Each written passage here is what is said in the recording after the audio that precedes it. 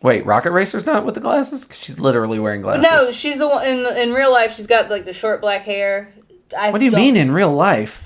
When she's not Ghost Rider. I was so confused. I was like, wait, have they done a live action of this I didn't catch? I was very confused. I'm gonna cry. I'm sorry. tired. All right. You know what I meant.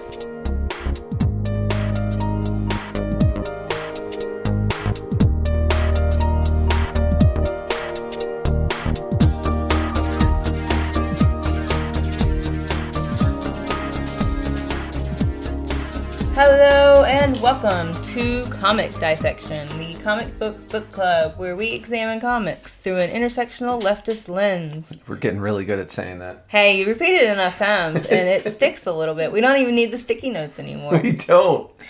I am Cecilia Rose, and with me is Reno. And we are reading the Volume 2 and Volume 3 of Spider-Gwen this time around. Back into the universe of the Spider People.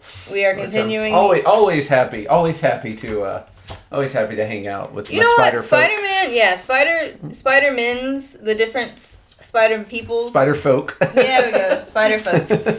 They are some of the most fun. It kind of makes it sound like they're fairies, like the Spider Wee folk who are in the forest, and if you clap 3 times, we'll come to your aid.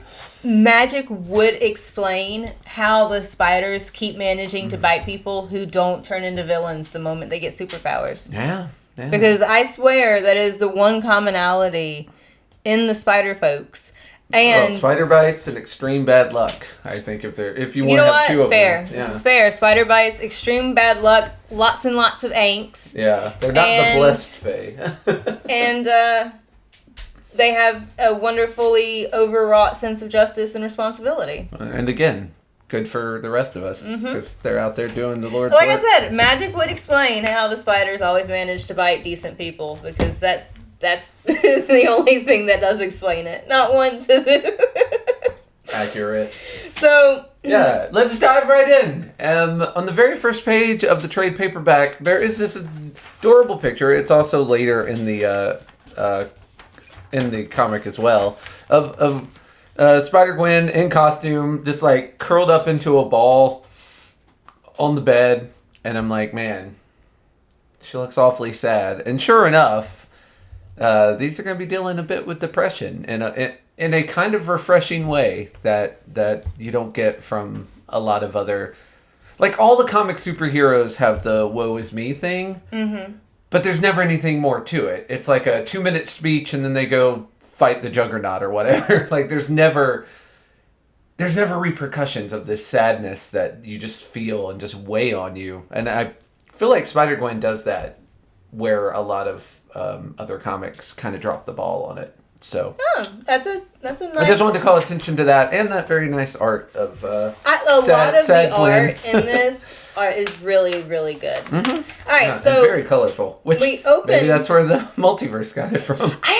We'll talk about the movie eventually. We still have to do that, but so I'll save that for that. Yep. But it opens up with a previously on where Gwen is talking to who I'm going to assume is Jessica Drew and talking about how she's lost her powers, and Jessica gives her a thing that will give her power-ups on the instances that she needs it. She's got like a limited supply though. Yes, so she's only got like 4 or 5 power-ups, and my first note is that this starts with a previously on that we definitely did not see happen. We did not do previously. But apparently happened in a different comic that is not Spider-Gwen. And I just really want to complain about stories not being like self-contained, where you can just buy a series of comics and get a whole freaking story. Oh. Like, the level of frustration, I don't, like I told you before, want to do a scavenger hunt to read a story. I don't want to buy. I would buy, if my daughter requested them, everything that Spider-Gwen is in. Yeah. But I would like to be able to buy the Spider-Gwen comics and get the complete Spider-Gwen story. it is annoying and frustrating, and it reeks of cheap capitalism to have to, like, I don't mind if a story is long. I bought all of the Yona of the Dawn mangas. But at the very least, I know when I read them, I'm going to get all of the Yona of the Dawn story. They're not going to tell you to pick up One Piece Volume 232 to get the next stage of this story. I am a spiteful, petty person, and I will never buy I will never buy this spider. Like, I'm not going to go find this story. So you're not going to get it. Sorry, sucks to be you. Or unless I do the same, cry and beg. And I'm like, it's my pick. You have to read it because it's my pick. I'm not going to do that, though. Yeah, I got a backlog. Man, yeah, I don't know. I also have a backlog. I'm never going to dig myself out of this, like, here's comics we need to read whole that I am currently The one thing that will keep this comic podcast going, despite the fact that we're not getting any Patreon supporters, is the fact that we both like to inflict this upon each other. Yeah. Content. We have no lack of source material. That was just the first thing that came up, and it irritates me. I will tell you, I feel like Marvel was doing it first before DC, because Spider-Man, I think it was really early on in his career, ends up like encountering the Hulk. And it's a story that goes nowhere. It's just Spider-Man finding the Hulk, wailing on him a while, realizing he can't beat him up, and Hulk being like, leave me alone, I'm gonna go hide in a cave. And then Spider-Man being like, it's probably better for everybody if you just go hide in. It was just to get Hulk readers to read Spider-Man and Spider-Man readers to read Hulk. And then probably in the 90s, this is when I encountered it, but that's also when I started reading comics, so there's some bias there. But in the 90s, I guess 80s with Crisis on Infinite Earths, but they started doing the overarching events. The comic book event that would touch every hero and every villain in the universe and would jump from every comic to every other comic. But what they would do, and they still, DC at least, still tries to do this a little bit, is they would have a central comic. Like, Crisis on Infinite Earths had a series of 12 comics. That was the Crisis on Infinite Earths. And then occasionally you'd get like a Batman spinoff that's like, this happens during Crisis on Infinite Earths, issue 5, or this happens before Crisis on Infinite, or after, blah, blah, blah. And so it was a little better, but now it's just blown wide open. Like, if you want to read any story, like right now, DC either just wrapped up or they were doing something called Night Terrors, where you basically have like a evil version of the Sandman, and it's everywhere. That would be so neat. It's neat, but I feel like some of their handlings of it was not as interesting as I would have liked. And it also felt kind of wasteful because you had a villain, Dr. Destiny, who could do dreams. Yeah. And it seems like they made another villain that did the exact same thing for that purpose. And I'm like, redundancy. Why? Yeah, we don't need another. Like, have him like tap into Sandman's rock again or whatever. Yeah, like, or just you could make it a contained story of when he had it. You could have done so many a better thing. Like, yeah. Anyway, but my point is, it jumped everywhere. There was the Night Terrors. There were one shots for every hero.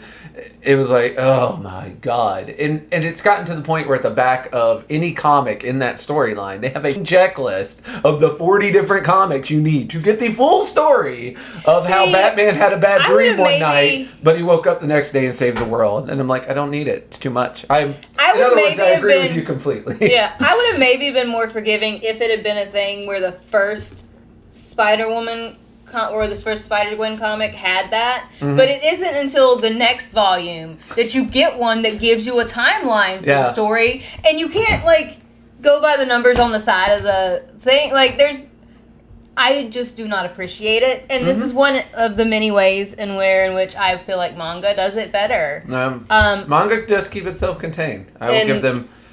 Here's where they drop the ball, though. When they make like an anime movie, it's always just an hour and a half that's like apart from the rest of the story, doesn't connect to the story. Nothing that happens in it is important to the story.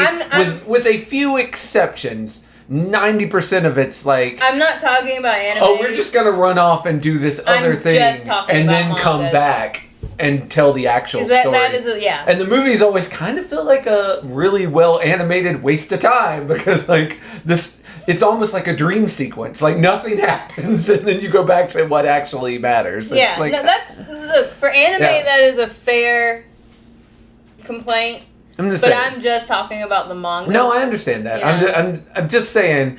I feel like these two industries of well, it's just like you have a beach episode and everything. No matter how contrived you have to get to create a beach episode. Yeah. And, like, it's cute. And for some things, I'm more than willing to watch. I will tell you, speaking of our Patreon, one of our top 3 anything episodes we did with, I did with Madam Alex Severe and Levi Spiffy was about our top 3 Avatar The Last Airbender episodes, and one of my top 3 was the beach episode. So I ain't here to give no grief on beach episodes. Hey, over on Host Club had a wonderfully contrived beach thing that happened. Right. And it was like it was silly and for no purpose, but you know, they're fine. Yeah, they're fine. But it is just one that's different too because it's just one episode. And it's not like they did it in another comic. And Sailor Moon does exactly what you're talking about. Like there are 3 Sailor Moon movies for the original Sailor Moon run that The Promise of the Rose, the Snow Queen, and there's one with a Dream Queen person who's taking all the little kids' dreams. But those movies, and like Promise of the Rose is maybe one of my favorite Sailor Moon properties that exists. Yeah. And it has the song Power of Love that I showed you. Ah, yes. And they're good stories and they are very well done. They have zero to do with the main anime plot. Yeah. Everything that happens in those movies never gets mentioned. It never gets brought up. No. We just have these weird, and like some of them don't even fit into the timeline. Like I cannot tell you where they belong in the sequence of events because they're never mentioned and they're never. They're just these nebulous things that exist. Let the manga artist get together with the American comic artist and let the people that make the Marvel movies get together with the people that make the anime movies. Let's have a cross-cultural exchange and then improve both things. We can do this. We can. America and Japan, they're supposed to be one of our allies. Let's help each other out here. I feel like ally is just the term we use for enemies that we pretend we like on good days. Well, that's allies. Yeah. They're our allies. All right. I'm sorry. Tangents aside. We went way afield, but it was worth it. I enjoyed that. Yes. So this happens. So this story starts after Spider-Gwen has lost her powers. Yes. Which is another thing all spider people seem to deal with at some juncture. Peter loses his powers multiple times, sometimes voluntarily, because he also goes through that I'm not going to be Spider-Man thing anymore, and is like, hey, inject me with this thing that takes my power away, and then he has to get it back. Another common spider trope. So the comic opens with Foggy, and he's talking about, and he's the district attorney, and he's talking about not pressing charges on Spider-Woman anymore because she's got some positive press circulating around about her now. Yeah. And, we don't want to get the ire of Captain America and her friends. Hey, look, I want to ruin a young teenager's life as much as the next guy, but he's got some good press right now, and it's not going to help my campaign numbers. Nope. So, no. Nope. Apparently, instead of YouTube, it's called UWeb, and I hate the world and everything about it. Right. You can't use some of those things. You could just say the internet. That's true. You could. You could. I would argue should. But you see web and spiders. There's a connection there. You probably didn't catch it. There's a connection between... Why are you looking at me like that? Why are you looking at me like that? I will save this in my brain, what little bit of it is not fried by exhaustion, for when you are least suspecting it, and I can poke you again. Weirdly, even though you do it all the time, I'm always least expecting it. Aww. I'm so poorly prepared for that. Alright, so Gwen is walking up her steps and wearing herself out because she doesn't have her superpowers anymore. But hey, at least there's not a adult male creeping on a teenage girl and watching her, right? You're right, wrong. Cecilia? Oh, no. You're wrong. Oh, Oh, what creepy creeper do we have doing that? Not winning this particular game of bingo. My predictions are not great today. Freaking Castle's back. Frank Castle in it to win it. You know, if he wasn't such a creepy creeper, you'd almost admire the man's resolve. I would not. Pretty much everyone has told him, and he's like, "Nah, dog, can't do it. I dog. just know it." Yeah, which I mean, dog. he's right that she's Spider-Gwen. Yeah, he's just wrong about her having killed Peter. And he's like he's a rabid dog with a bone. He's not got anything. Yeah. So Spider-Gwen is texting. Who is she? Oh, she's texting Mary Jane's. Yeah, they're asking her to come out to a show, and she's like, "I can't. I'm sad, and everything sucks, and I can't." And I like that she types out the whole truth. big message that is everything. That's like, why am I always late? Why can't I do anything? Why can't you count on me? The truth is, I'm Spider-Woman, Glory, and I hid from everyone because I feel guilty for lying, for accidentally killing Peter, for thinking bad things. That all the bad things people say about me might be true, for feeling like the real me is a mask, guilty that I'm alone, and that I'm afraid I'd rather be that way. And, like, she's got this whole big thing, and then she's like, delete. Yeah. And instead, who hasn't done that? The truth, okay, you win. So she's going to come out. Yep, and I really like that it might be. Yeah. We get the Valkyries again. Yeah, Valkyries. Which is fun. Back music and up. It's a nice continuum. Like, you've got some things that are through lines, and the Valkyries singing about Odin's eye and stuff. Yeah, and the Bodega Bandit. Love that guy. Keeps showing up. He does keep showing up. Yeah, he's a champ. He's got his little gerbil friend with him, too, which is 90% why I like him. The other is, he looks like if the Riddler and the Hamburglar had a baby. Yeah, that's true. But her friends get her crowd surfing, and it makes her feel good. Yeah, then they go to the arcade. As someone who has crowd surfed back in my punkin days, it is a great feeling. Man, you feel part of something bigger than yourself. It must be what religious people feel when they go to church before they lose their faith and then have to pretend that they still have it. Oh, man. That might just be me going down to a dark place. I'm about to say, why are you making this so heavy? I'm not... Sorry, I'll make it light. So they're playing some weird game, the weirdest of weird games, called Dangerous Street Garbage. And it's just a dude picking up garbage, and then he just picks up one that kills him. And I'm like, what is this game? How do you play this game? How could you possibly win this game? It just looks like you just grab garbage and hope it's not dangerous. It's like Minesweeper or whatever. Well, at least Minesweeper has the numbers, right? So you can kind of discern where mines are. This is just a line of garbage. Is that what the numbers are for? Oh my God, I have so much to teach you. My summer child. I always thought you were just kind of clicking at random and what did you think the numbers did? I didn't think so. When you click on it, if there's a 5, it means there are 5 mines touching that square. So through process of elimination, you can determine where the mines are. And instead of left-clicking, you right-click to put a flag on it. And if you successfully clear the map except for where the mines are and flag all the mines, you win. You've never won Minesweeper, have you? Probably not. I also haven't played it since I was a teenager. I will say this, though. No tutorial. Minesweeper's just there. You just click and it's just in your face. I haven't played it since I got my first desktop at home 30 years ago or so now. Fair enough. So, yeah. But, no, I didn't know what the numbers were for. I just thought it was kind of a fun guess game. Yeah, well, it is, but there is some logic involved. Now... let me just say, what did they do to my boy? Maxwell Dillon, a.k.a. Electro, is now just a dude in a sweater with a Christmas tree hat? Like, what is his deal? And I also do not understand what is going on here, because he leads them down this alley.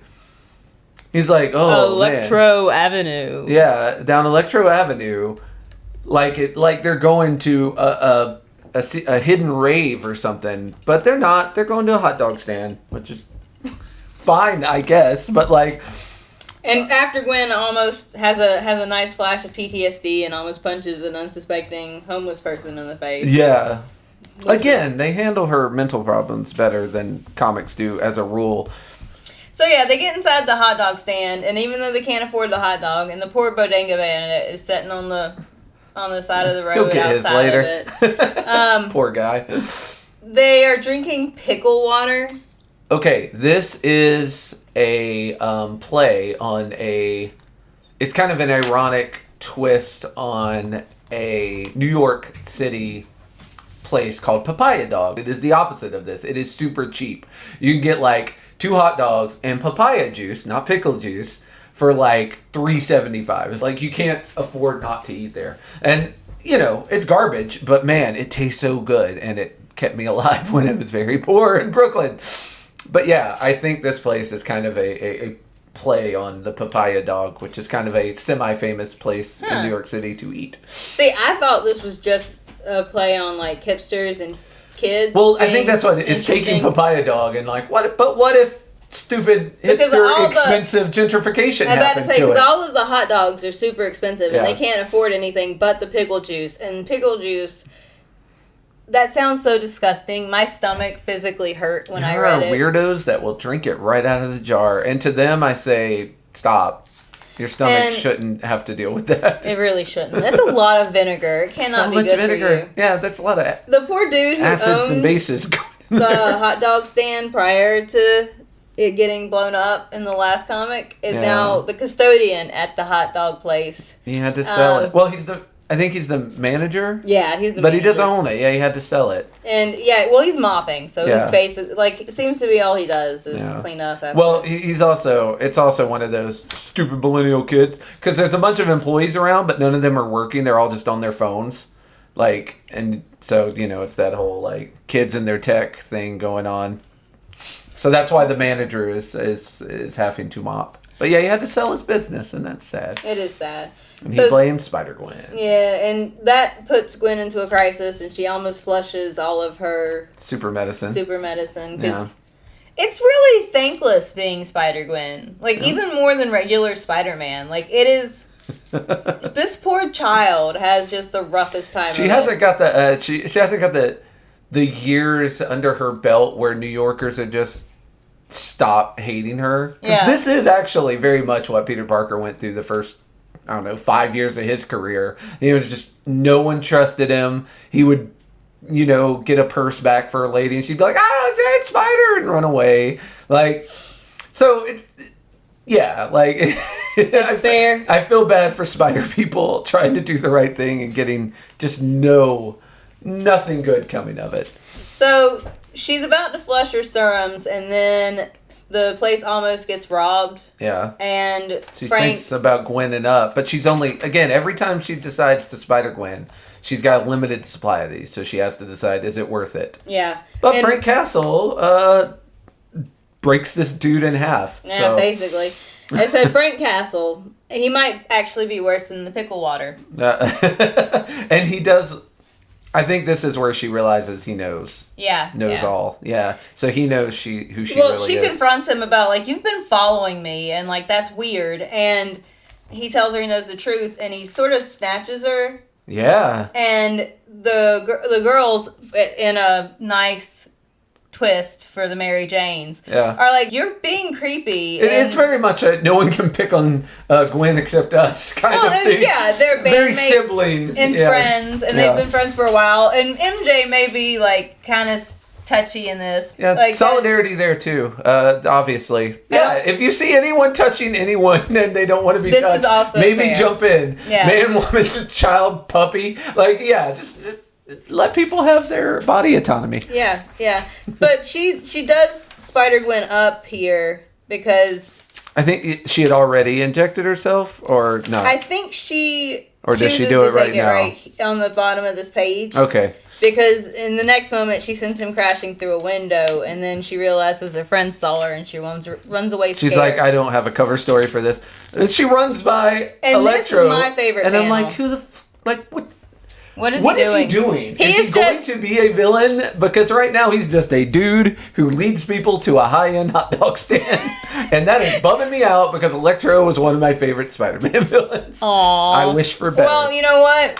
This might be fair for us because I liked Matt Murdock until I read this, and now I despise him. Oh, I like him so much more now. I am irritated by it. But I will also say that I saw what they did to Dr. Octopus, so maybe Dylan got off okay here by comparison. So this is my favorite panel. You've got Gwen running away from her friends and running past the Christmas hat man. Christmas hat man. And his new villain name. While she's running in one direction, the shadow on the side has Spider-Gwen webbing up in the other direction. Yeah. Which is just a really beautiful... Yeah, you're running away from half of who you are. Yeah. It's a really beautiful picture. It's a very nice picture. Might be my favorite panel. Yeah, I think mine's Sleepy Time, Gwen. It's also a good panel. I'm not... So issue 10. We go to the next one, and we've got Frank Castle talking to who turns out to be Craven. Mm-hmm. And they're talking about being predators and hunting man because we haven't had this conversation. Our shot on the next page, we get a full page panel, which is my favorite panel of the sleepy, sad Gwen. She's so tired. She is so tired. So she ends up wasting what she considers wasting her power up on just like a thief. Yeah. Just like a little stupid bully, as she calls him. Yeah. It's like she's like, you're not even the bodega bandit. Like, she has a preference. You're not even my guy. And this is when I realized it was Craven. I was like, oh, I'd recognize those pants anywhere. That's Craven the Hunter. I honestly He's got his little leopard pants. I was wondering what the leopard pants were about. But she's about Craven always wears them. It's just part of his costume. Well, she's about to sneak out of her window when her dad calls her, because then she's inside eating. Yeah. She comes down to chat with him. And she's telling him that... She tells him about her power losses and such. And that Frank's been following her to try to prove that she's Spider-Woman. Yeah. And they're talking about different ways to protect them, for Gwen to protect herself, because George doesn't want her to get hurt.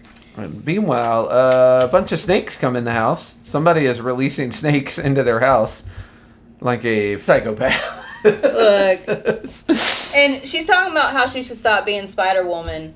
And I think it's really cute that she thinks that stopping would make Frank stop. Like, that's adorable. Well, at least her dad sets her straight on that. He does. Yeah. And then they open the front door to try and escape, and there's a orangutan in a business suit, which, that's something you don't see every day. And he knocks Daddy for a loop. Yeah. Which most members of the ape and gorilla species can do that. Oh, yeah, they're strong. In the horrible old days, they used to have, carnivals where they would, it would be money. You pay, $5 and try and win a fight with, a chimpanzee or an orangutan or, a gorilla or something. Who in their right mind would fight a gorilla? And, of course, they get to keep your $5. Carnival barkers. Oh my god. Yes. So the fact that humanity has survived this long is just an injustice to the universe, isn't it? Why? Because we trained orangutans to fight and beat up people for money? Oh yeah. Actually, now that I say it out loud. Yeah, you hear it. You hear it this time. Okay, I'm proud of you. Pretty horrible now that I think about it. Yeah. So the orangutan leaves. Yeah. And then a giant panther shows up, and Gwen remarks that she prefers the bandits and koala commanders. So here's a question. Did the orangutan leave because Craven couldn't get him and the panther to get along? It's like, if the panther shows up, he's going to eat my orangutan, and then I have to buy another orangutan and another orangutan suit, which are surprisingly expensive. Now, come on. You know that there are enough human people shaped like that orangutan. The suit was not the hardest thing to get. Oh, burn on egg-shaped people. I'm tired, and that's the meanest thing I'm going to say today. All right, so May Parker comes over and distracts the kitty, which I love her. I love May Parker, I'm not going to lie. Although there is with some stew. There's a scene where Gwen's like, don't let me die in Queens. And I'm like, oh my God, New Yorkers, stop hating your different boroughs.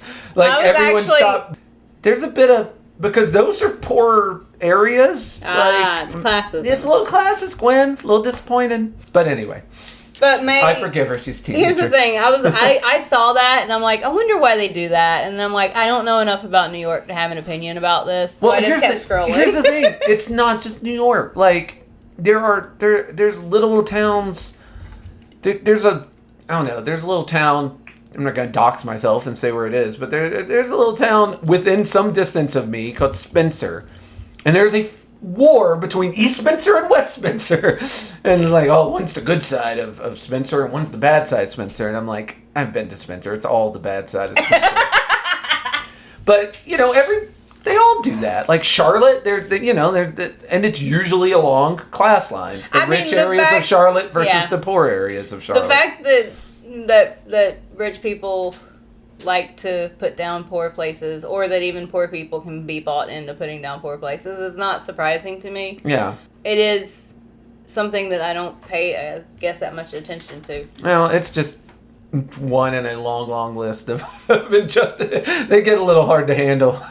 Like, I can only handle so much of this. I don't pay enough attention to my surroundings. It's quite okay. So, as we continue on, Craven has shown up. Aunt May is trying to help protect Gwen in the front yard. Yeah. And poor George is trying to get his gun, but there are snakes just hanging out everywhere. Yeah. Craven playing this pretty well. Although Gwen does get in a very nice Ace Ventura joke, and I'm like, nice. This comic is just full of references. References for us, which is problematic because, as I told you before we recorded, it was like, Gwen's too young for most of these. Like, you could say she's a hipster and old stuff, like, explains a little bit, but a lot of these she should not get. Unless in this universe, Ace Ventura didn't come out till 2016. I keep saying maybe they're franchises that just keep continuing. Yeah, maybe in this universe they continued on. But it's very funny. I'm like, the writers of this are kind of showing their age here a bit. Yeah, all their references are from 30 years ago. So, as are we. Yeah. Thanks for the reminder. I'm not already We're old, today. It stinks. Alright, so Gwen tells May to get out of there, that she'll do her best to protect George, and gives her word. Yeah, and Craven is kind of impressed by how strong she is, even when she is depowered, basically. Yeah. And he's trying to hold her so that Frank can get a picture of Gwen unmasked. He's got her in a move wrestling fans will recognize as the full Nelson. I'm glad you're here for that. Somebody needs to say it. It wasn't going to be me. Yeah. So, or the Master Lock. Continue. Are you done? I'll be honest, like 5 other wrestlers used that move and gave it different names, but yeah, I'm done. Okay. So, Frank is about to take the picture when George finds him. Whoops him. I will say, good. If you want to see the Punisher get whooped, read Spider-Gwen, because in every volume he gets beat up 2 or 3 times. He deserves it. In every trade paperback, he gets whooped at least once, and sometimes 2 or 3 times. In this one, I think he gets beat up like 3 times. It's great. Yeah, it is beautiful. This is very 2 nice. so far. If you're doing the Punisher count, this is the second time he's gotten beat up. So they do manage. Gwen and George manage to get out of this one alive. But Craven steals one of her juices, one of her power packs. Yeah, takes one of her power-ups, which is not great because she didn't have that many to start with. No. It's like when you're playing Super Mario Brothers and someone steals your fire flower. And George is trying to tell Gwen to get out, but George wants to go talk to the police. Yeah. And Gwen's like, the police don't like me. They're going to kill me if you do that. He's like, yeah, but they like me. And she's like, I don't think they like you enough. And so she knocks him out to keep him from doing that. Yeah, takes him with her while she goes on the run, kind of.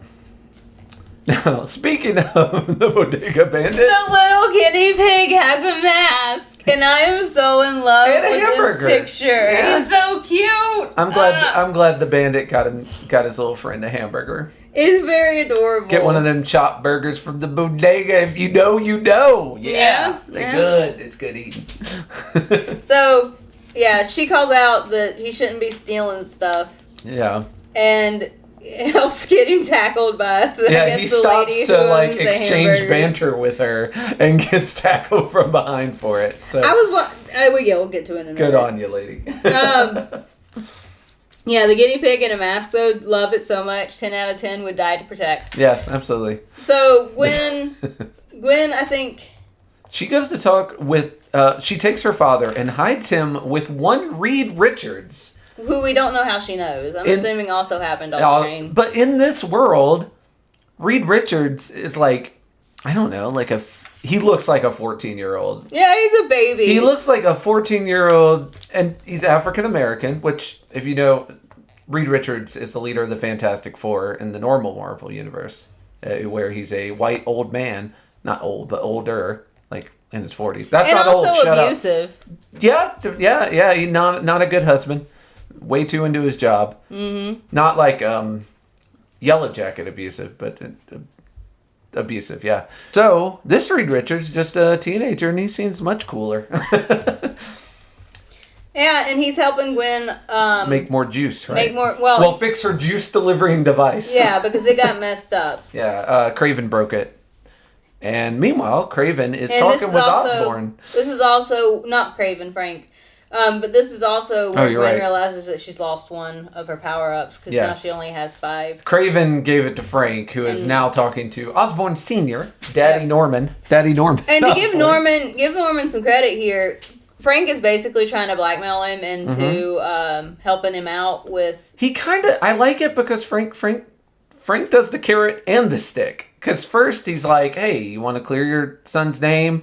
Get him off these crazy Green Goblin charges he's on? And Norman... This will help. And to Norman's credit, Norman's like, Harry made his own choices. Like his decisions are his own. Spider-Woman, maybe he doesn't like her, but like he can't blame her. This might be a better Norman. We don't know yet. Don't know yet. Yeah. But he, at least to Frank, he says, I'm not holding Spider-Woman responsible for Harry's choices. Exactly. Harry messed up. And now comes the stick. And now comes the stick, because Frank is like, you made Spider-Woman, and I will let everyone know that you did this if you don't. And he leaves the juice and is like, think about it. You save your son and don't go away to prison for the rest of your life. It's kind of a win-win for you. Yeah, apparently the teenage girl named Cindy Moon, who is Silk, if you remember from what we read before. Another cool spider person, actually. She was one of the first ones to get bit. Yeah. So, and we've got the two Silk has a really cool costume. I don't know if you've seen it, but I have not. You should definitely, and all people listening here should look up Silk's spider costume. It's very cool. We cut to, I cannot remember the female cop's name. It's Detective Grimm and DeWolf. There you go, DeWolf. And I'm wondering, is Ben Grimm, another Fantastic Four member, also known as the Thing? I do not know. They only ever say Grimm. Okay. But he looks like Ben a little bit. But I have no idea. It could just be another dude named Grimm. So they probably say his first name somewhere, but if they did, I missed it. And I'm wondering if like all the Fantastic Four here never meet up and never go into space together and never get superpowers. They're just normal dudes around doing normal things. Because Grimm was older than the rest of them. Well, Grimm is also more irritating than the rest of them, at least so far in this, because... Oh, God. Also, in the Fantastic Four, all he ever does is say it's clobbering time and then whine that he's a rock dude and can't get laid. Like, it's just that over and over and over again. Well, he also probably ain't getting laid in this universe, considering he is very happy to boss around a wolf to go get him a sandwich. And I automatically hated him. I don't know anything else about him, and I don't need to, outside of the fact that he doesn't want to hold Frank Castle accountable for his actions. True. And he's ordering the woman to go get him a sandwich. Although I will give him credit, when she's like, I'm going to ignore you and do what I want anyway, he's just like, all right, I'm with you, but bring me back a hamburger. He doesn't go like, well, I'm going to turn you into the... he goes along with her as opposed to... It's weird because, like, with cops, there's these different weird... There's the blue wall, right? That you're not supposed to mess around, turn in any other cops. Yeah. But there's also, like, loyalty to your partner, right? Although DeWolf, she was Castle's partner before getting signed with Grimm when Castle got... I don't know if he is fired or just put on, like... paid leave. Knowing cops, he's probably on paid leave. I'm about to say, he's not on the case anymore, though. Yeah, he's definitely not on this case. And, not legally. Yeah, anyways. And DeWolf seems to be working with Grimm now and not him. So, and she catches Castle, and she's talking about doing things the right way. Yeah, she's trying to talk him out of it. Which I like, because before this, they're just spying on him. And DeWolf, at least, is like, let's give him a chance to, like, make the right choice. Yeah. As opposed to just, like... trying to entrap him and arrest him. Maybe we should talk to him. Like, at least try that approach. Which, it didn't work, but A for effort to Wolf. Yeah. And again, that partner loyalty. She's trying to keep him from making a huge mistake.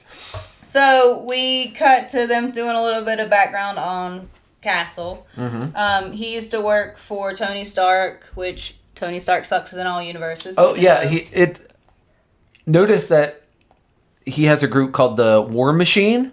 It's his personal army. War Machine is the name of the Silver Iron Man. Yeah, I remember War Machine. Yeah, he was in. I'm sorry, he was in the movies. I always forget which parts made it in. Marvel stuff made into the movie. But yeah, in this, it's a whole network of troops that work.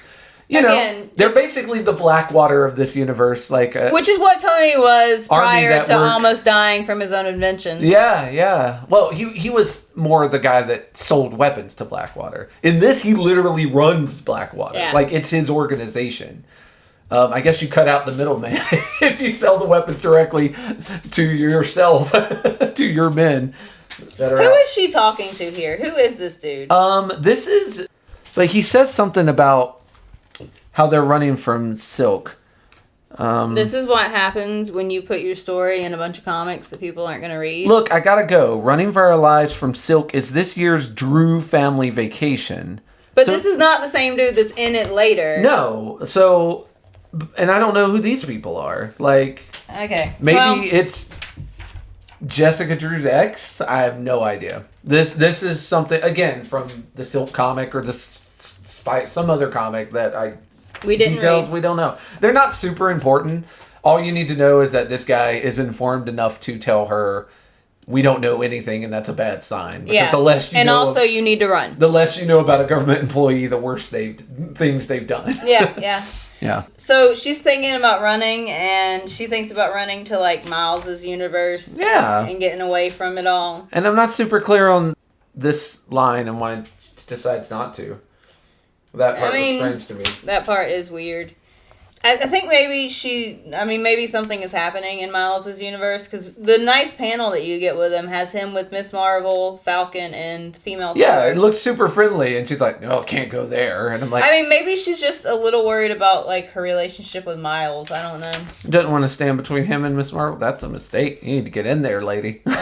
Fight for your man. And then she doesn't want to pull Jessica into any more of her messes. Yeah, she's basically going down the list of heroes she knows and then talking herself out of getting help. The one that frustrates me the most is Captain America, because Captain America would be a super big help, and she's like, I don't want her to see me like this. I'm like, oh my God, swallow your ego. Frank Castle's gonna put a bullet in your little head. What are you doing? And even if he didn't put a bullet in your head, he could put a bullet in your dad's head. Or your neighbor's heads. That Ant-Man Ben, they seem nice enough. Or the Parkers. And this eventually turns into a big problem because she ends up siding with someone else. But she's having a crisis. Yeah. And while she's having said crisis, the Bodega Bandit shows back up and for some bite of a hamburger he stole, which I love it. I love it.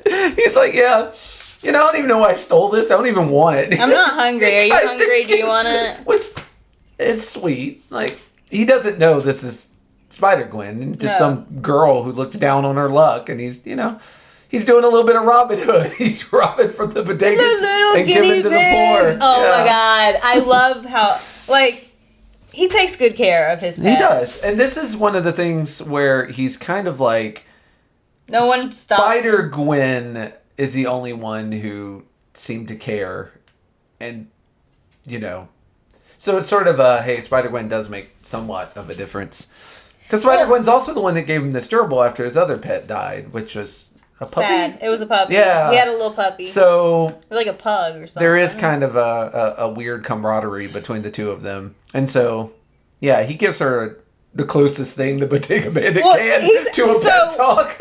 Unbeknownst, because again, he doesn't know it's Spider-Woman. Well, and I was also wondering, because I wrote down here, who is the Bodega Bandit's dad? Because, he's over here talking about... My dad keeps bailing me out. Yeah, his dad keeps bailing him out, and he's like, it's not your job to stop me. No one else cares, not even the cops.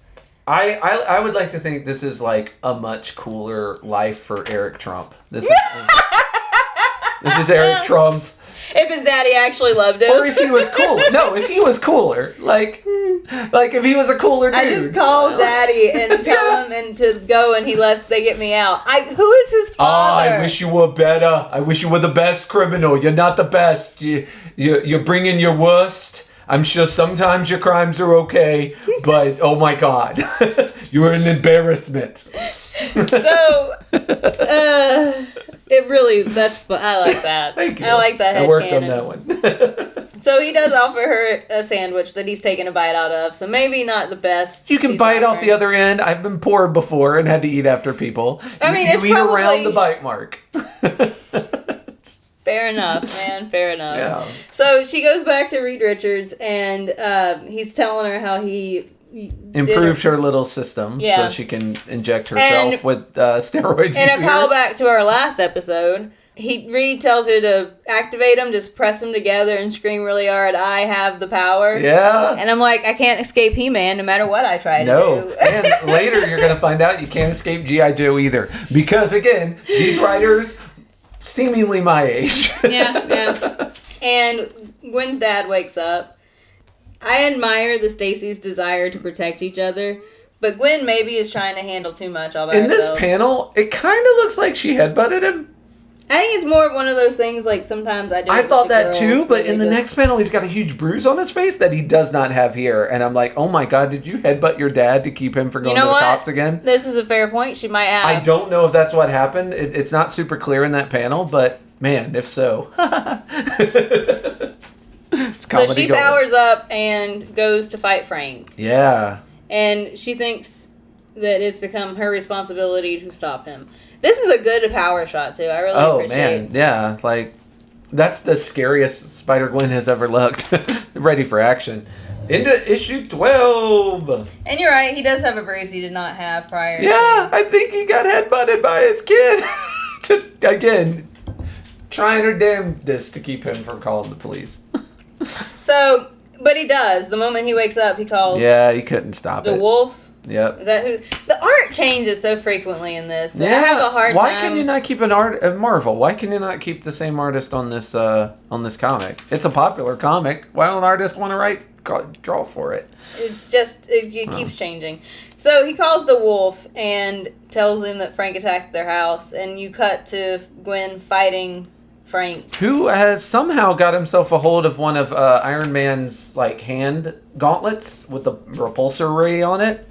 And Gwen did not see that coming. Not ready. And I wrote here, maybe it would have been better to let her dad just go to the cops in this particular instance. Maybe the cops don't trust her, but they do trust her father. Yeah. And I feel like, because she realizes as she's getting blasted by Iron Man tech, that maybe, and honestly he worked for Iron Man, maybe he just had some stuff. Yeah, he could have just swiped it. Or, heck, Iron Man could have gave it to him. Yeah.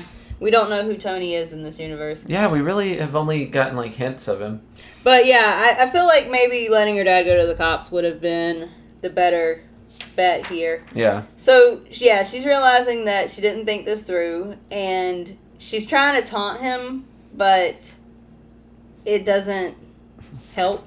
Yeah, she thought Frank was like the Vulture from our last episode on Spider-Gwen. He was a man driven by ego. And she also thought, well, I know his weapons, I know his tricks. But he's not driven by ego, he's driven by obsession. And he's got a super gauntlet. So she was not ready for any of that. She didn't plan this out too well. And so now they're in a fight. A real fight. Unfortunately, or fortunately, depending on how you view it, Dad shows up. Yeah, and Frank is going to Blast him.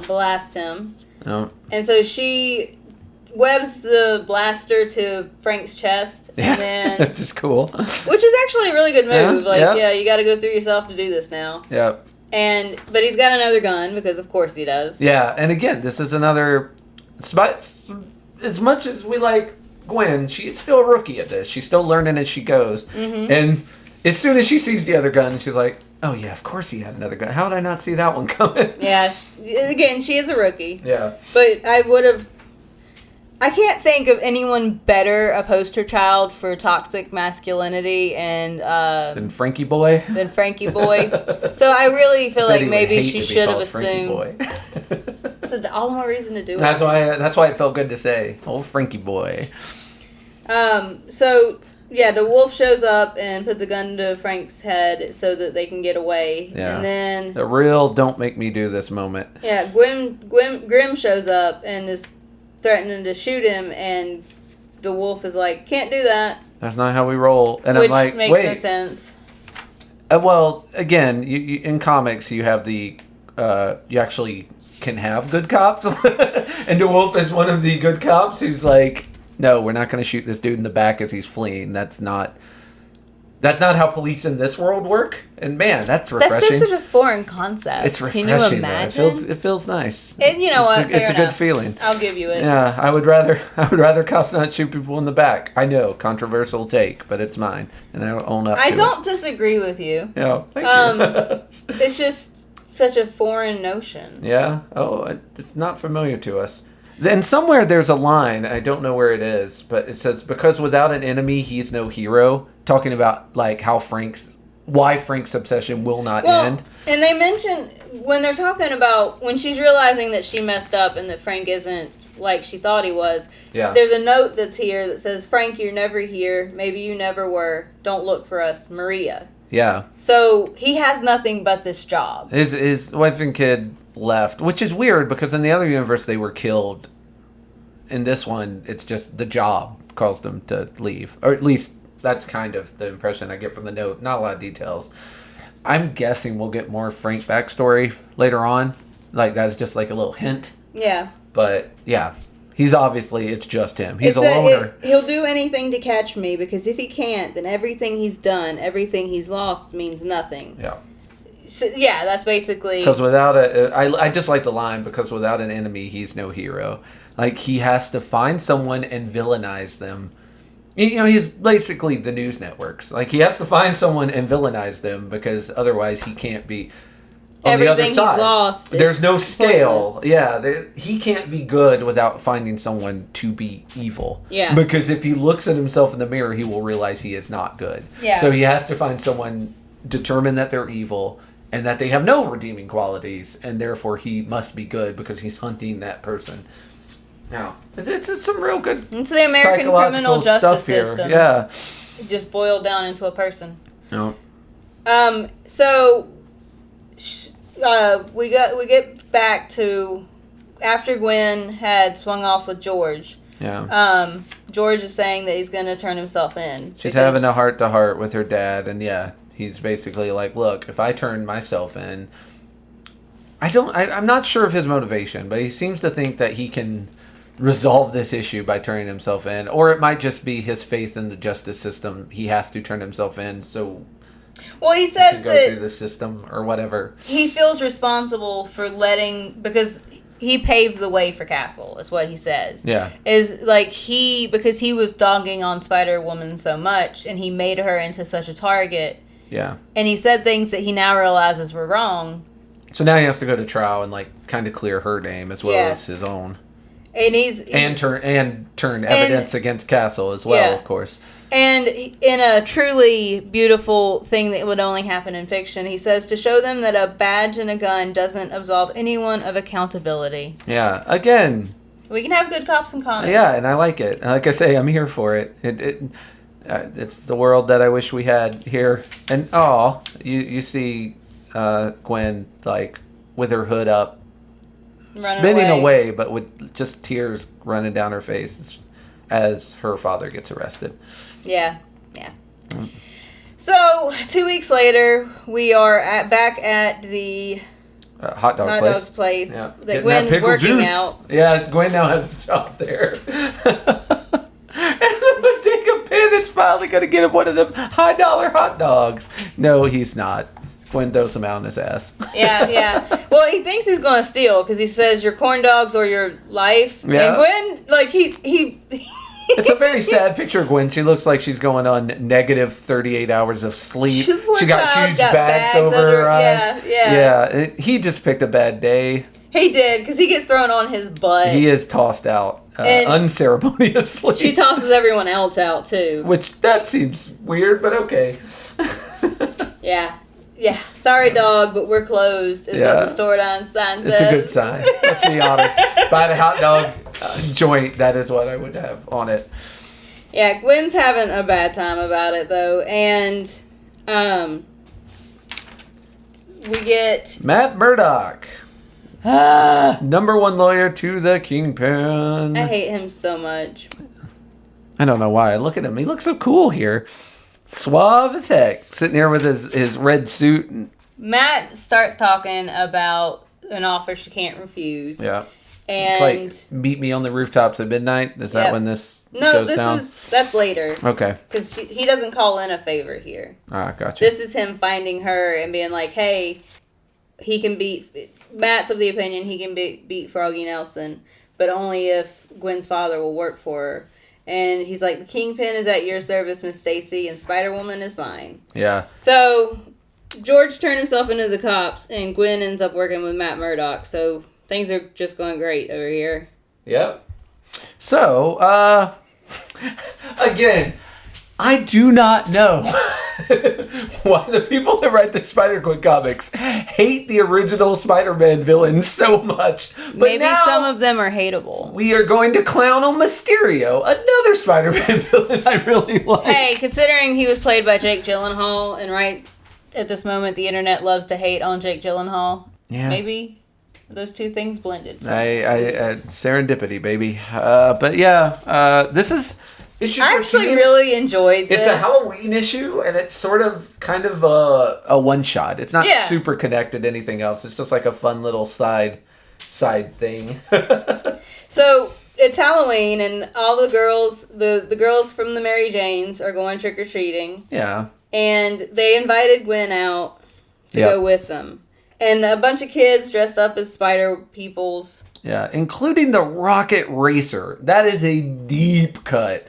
Dude was like active in the 90s, and his powers was that he had a rocket-powered skateboard. He was so 90s it hurt. He was 90s to the extreme. And someone is dressed up. I think we get one of the Mary Janes is dressed up as Rocket Racer. And this Ghost Rider, wow. Like, who is Ghost Rider in this? Also a Mary Jane? I don't know. I'm not 100% sure. Because I think... there are 4 members of the Mary Janes, and 4 people stick around.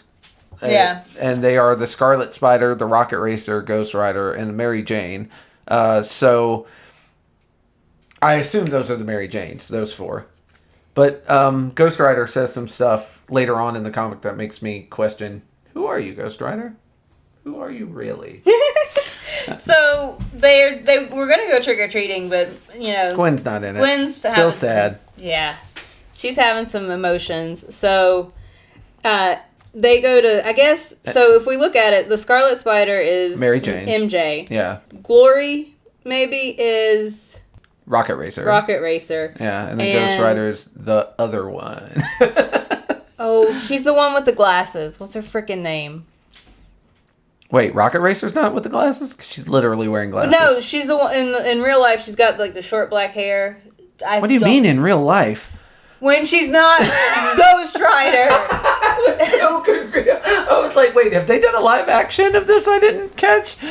I was very confused. I'm gonna cry. I'm sorry. tired. All right. You know what I meant. Look, we'll keep reading. Maybe we'll figure it out as we go. All right. The important thing to note is that there is a old abandoned carnival and a legend, and they're like, Spider-Gwen, if you don't want to go trick-or-treating, let's do a haunted house type thing. So MJ says that like she knew this would happen.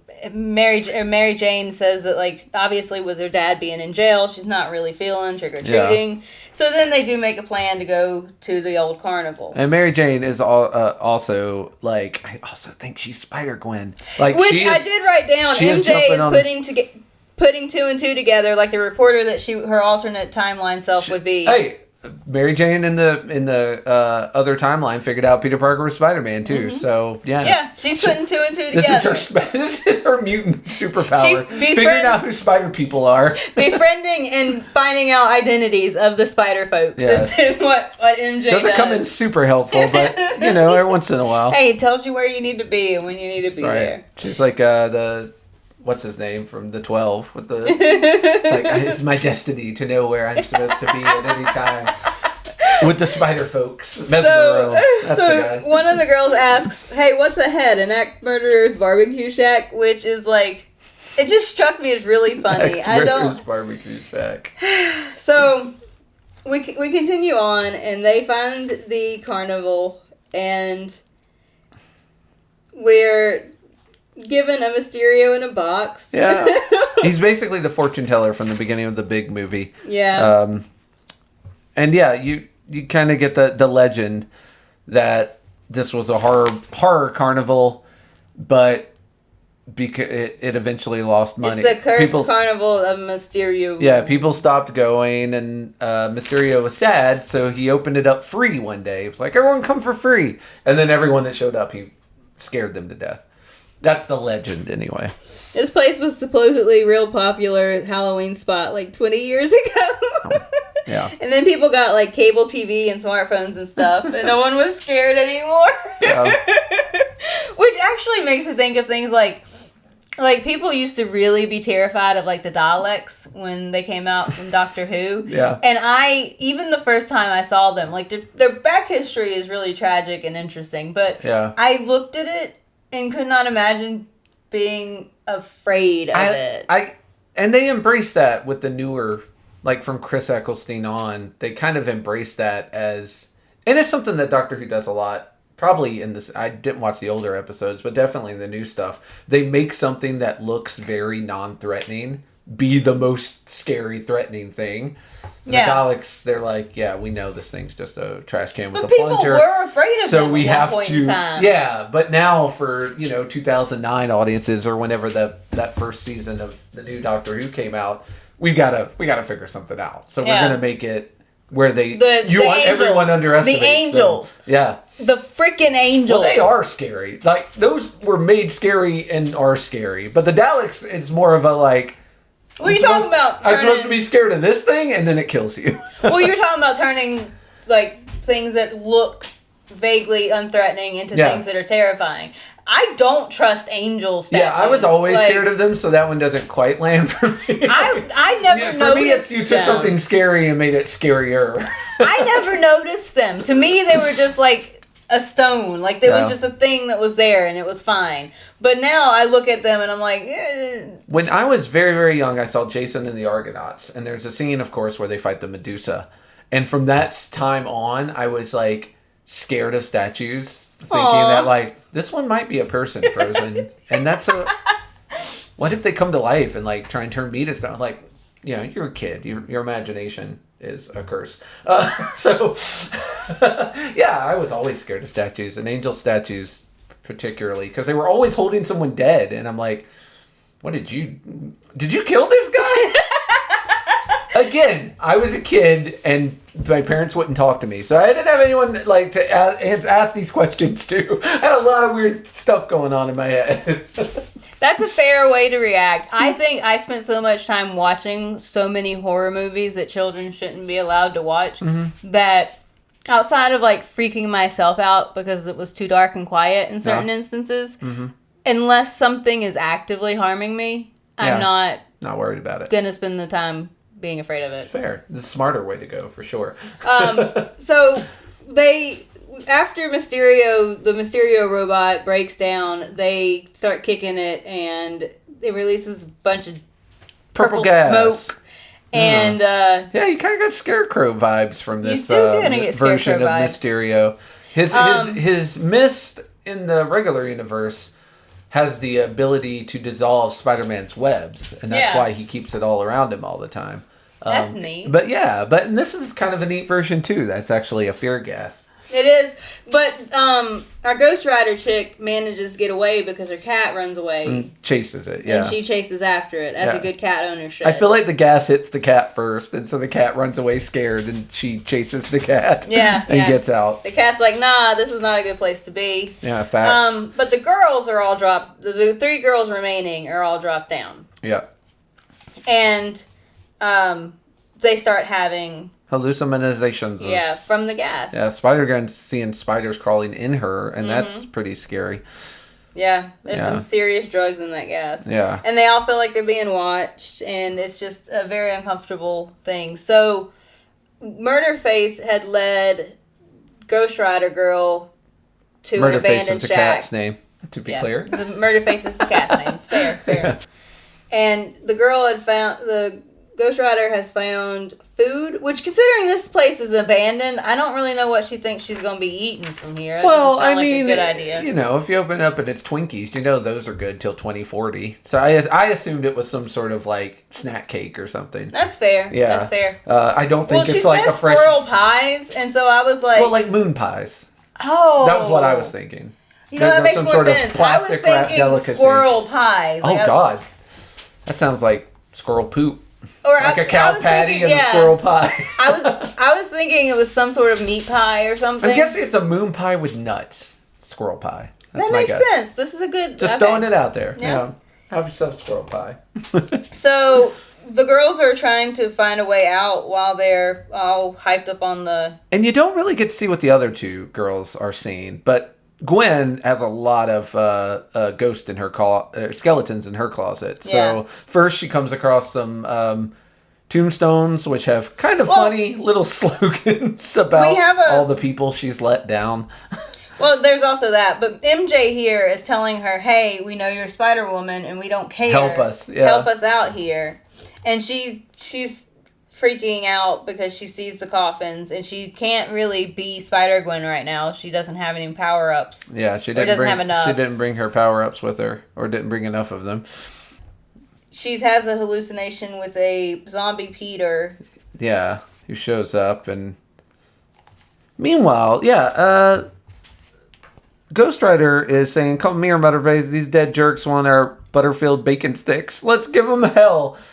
Again, now those I'm assuming are Slim Jims? I have no idea.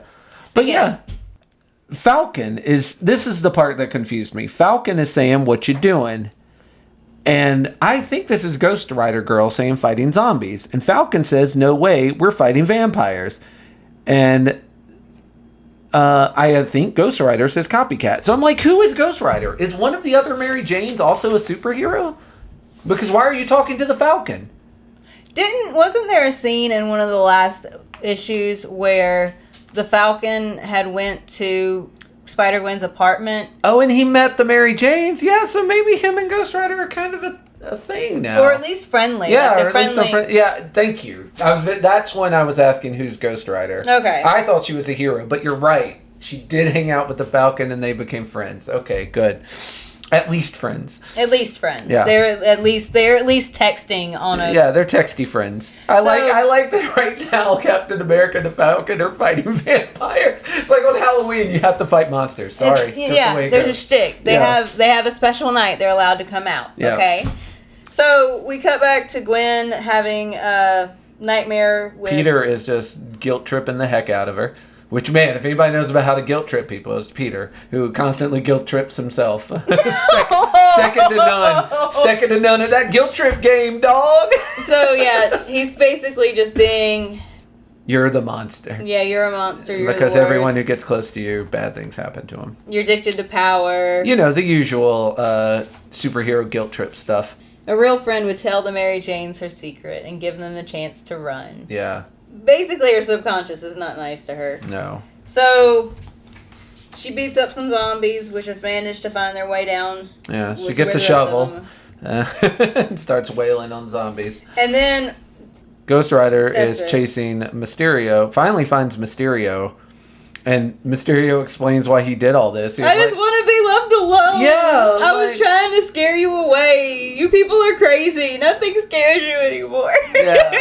So at least some of the legend is true. He closed his haunted carnival because he just couldn't, nobody was scared of anything anymore. Basically one of those, there's scarier things on the news. It is hard to be afraid of weird dolls hanging from the ceiling whenever, like, school shootings happen. Yeah, well, it's like, dude, I'm going to be dead from global warming in 10 years. This is not a concern of mine. So, Ghost Rider pulls Mysterio's helmet off, and the first person you get is J. Jonah Jameson. She's like, don't buy it. And yanks it off again. It's Gary Busey. He's like, no. And finally, he pulls off that mask, and there's nothing underneath, and you just hear laughter. It's like, ooh, Well, no, not gut. It's a rip sound. Yeah. Yeah, the rip sound of her ripping the mask off. But there's nothing in the Mysterio costume. So Mysterio, illusion guy, doing illusion stuff. That's what he does. Yep. But really, you all brought this on yourself. Like that's his place, and you just came to his place. Leave him alone. So she does something with a machine. It's a ride. So she turns the ride on and picks up the girls. Yeah, gets them out of there. Yeah, gets them out of there and says next year we stay in the city. The rent in Brooklyn is way scarier than this place. Again. No need to be scared of a ghost. You've got actual things to be scared of. Yeah. And that is volume 2. Yeah. Now we roll into volume 3 with issue number 13. And this, we finally get to follow the experience, or follow the adventures of Spider-Gwen. You're supposed to read 0 first, 1, then Spider-Woman, or Women. Spider-Women.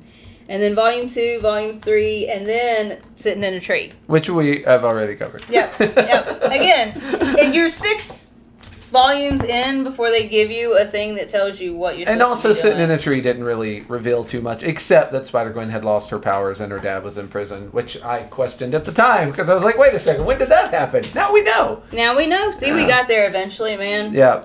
So, volume 3 opens up with what I imagine is Reno's favorite panel, which is you got Matt Murdock sitting in front of a turkey with 2 Daredevil size in it, and Gwen behind him. And he's saying Happy Thanksgiving, turkeys. Yeah. So when you have a comic that comes out every month, around about October, November, December, you can do your trifecta of holidays. You could do your Halloween episode, your Thanksgiving episode, your Christmas episode. And that's what Spider-Gwen has chosen to do here. Yep. And we get our Previously On, which is a previously on that we just went over. Yeah, we actually got a Previously On that is previously on. That we previously did. So, George is in jail and talking about being thankful for everyday things and trying to convince her to not work with Murdoch anymore. And Matt's trying to convince him to work with Murdoch. Yeah. He's like, listen, Grandpa, this whole looking for the truth thing, this is the American judicial system. Truth's got no place here. You know, I would have more respect for him if that were the, avenue he was taking. It is. At least some of his sentences. Lying through his teeth. Yes. But, I don't know. It's sort of that whole thing where, you have the frog and the scorpion's like, oh, I need to get across this river. And the frog's like, how do I know you won't stab me? And the scorpion's like, well, if I stab you, we'll both die in the river. So take me across, please. And the frog does, and halfway across, the scorpion stabs him. And the frog's like, why? As he goes and drowns. And the scorpion's like, I am what I am. Yeah. But you know what I am. I feel like Matt Murdock, you know who he is. If you believe any lie he tells, that is almost on you.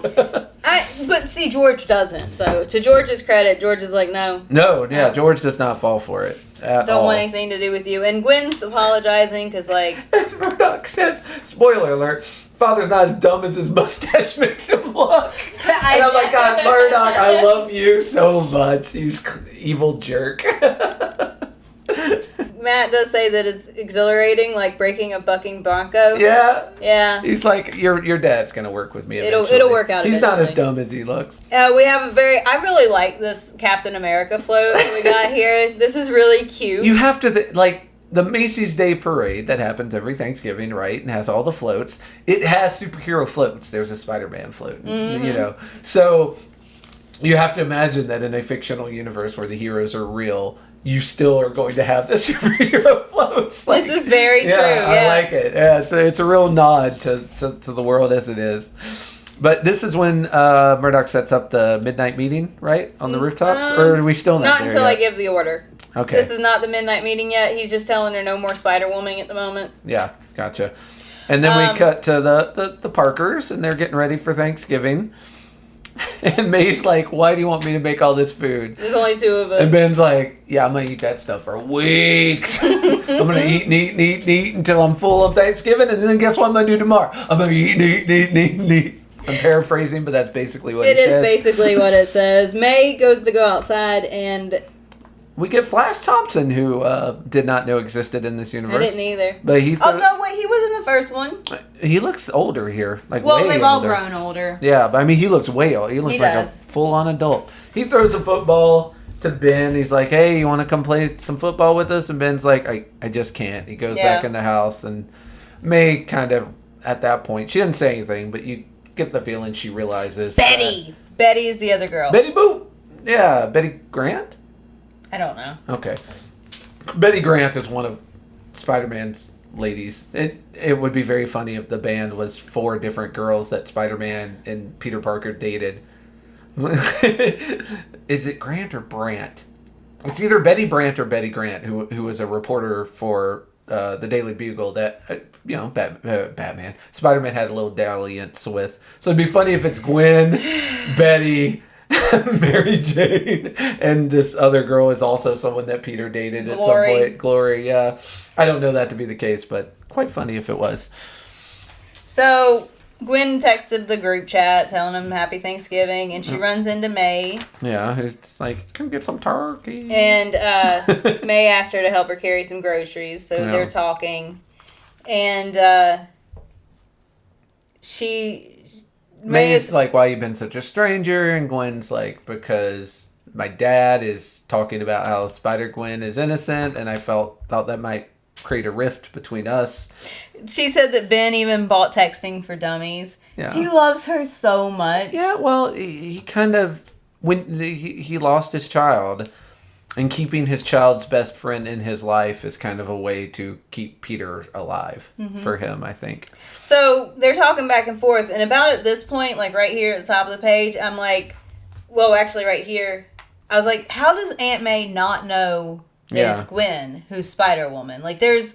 And I wonder if she does. She does, because it's established here that she does. Yeah. But, like, when she's talking back and forth, and they're still talking in, like, codes... Yeah. And they're talking about how much she missed her. She's just like, I'm like, I thought at this point May would know, because in every universe, May is smart. And in every universe, she finds out that... And in the last comic, she just helped Gwen fight Kraven. Like, I was like, come on, May, where's your brain at? I know you're smarter than this. And then she says here, no matter what he's done or why, I trust your father has a good reason. Yeah. And this is where Gwen figures out that she knows. Because she's trying to run away. And May is like, if Spider-Woman is free because your father believes in her, believes she might be the hero I feel she could grow to be, then I still believe in the Stacys. Wow. But this conversation this can never happen again, especially not with Ben. Yeah, Ben's not here yet. Yeah, He's not there yet. He's still hurting. Aunt May have realized that something was wrong with what they had been told. Ben has not realized that, and Ben may not be able to realize that. Yeah, his grief is still much fresher. Like, everyone processes grief slower. Yeah. It takes longer for different people, and Ben's just not there yet. So, and then the drastic art change is drastic. Yeah, man. This came out of nowhere. You turn the page from this heart-to-heart where Gwen's talking and crying with Aunt May to a burger getting thrown in her face with a completely different art style. Because she's on the roof.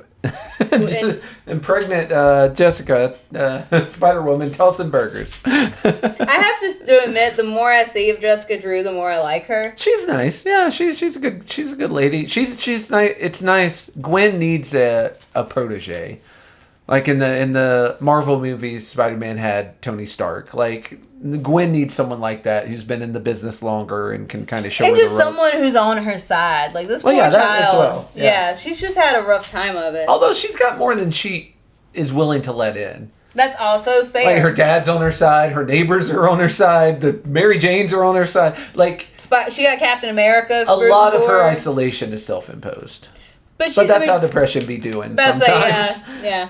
So we cut with our drastic art change, and Jessica Drew threw a sandwich at her face and told her to get down here to eat with them. And she's dating an 8th string villain, or former villain, the Porcupine, who actually shows up I believe he shows up in the She-Hulk TV show. Oh. Yeah, she goes, like, at one point, She-Hulk is at, like, a a self-help retreat, and Porcupine is one of the people there, I believe, if I remember correctly. So yeah, if you read this and you like what you see with the Porcupine, you can get a little more of him in the Marvel Cinematic Universe. He is weirdly there. I was not aware of that. I haven't gotten around to watching She-Hulk yet. I liked it. I think you'd like it.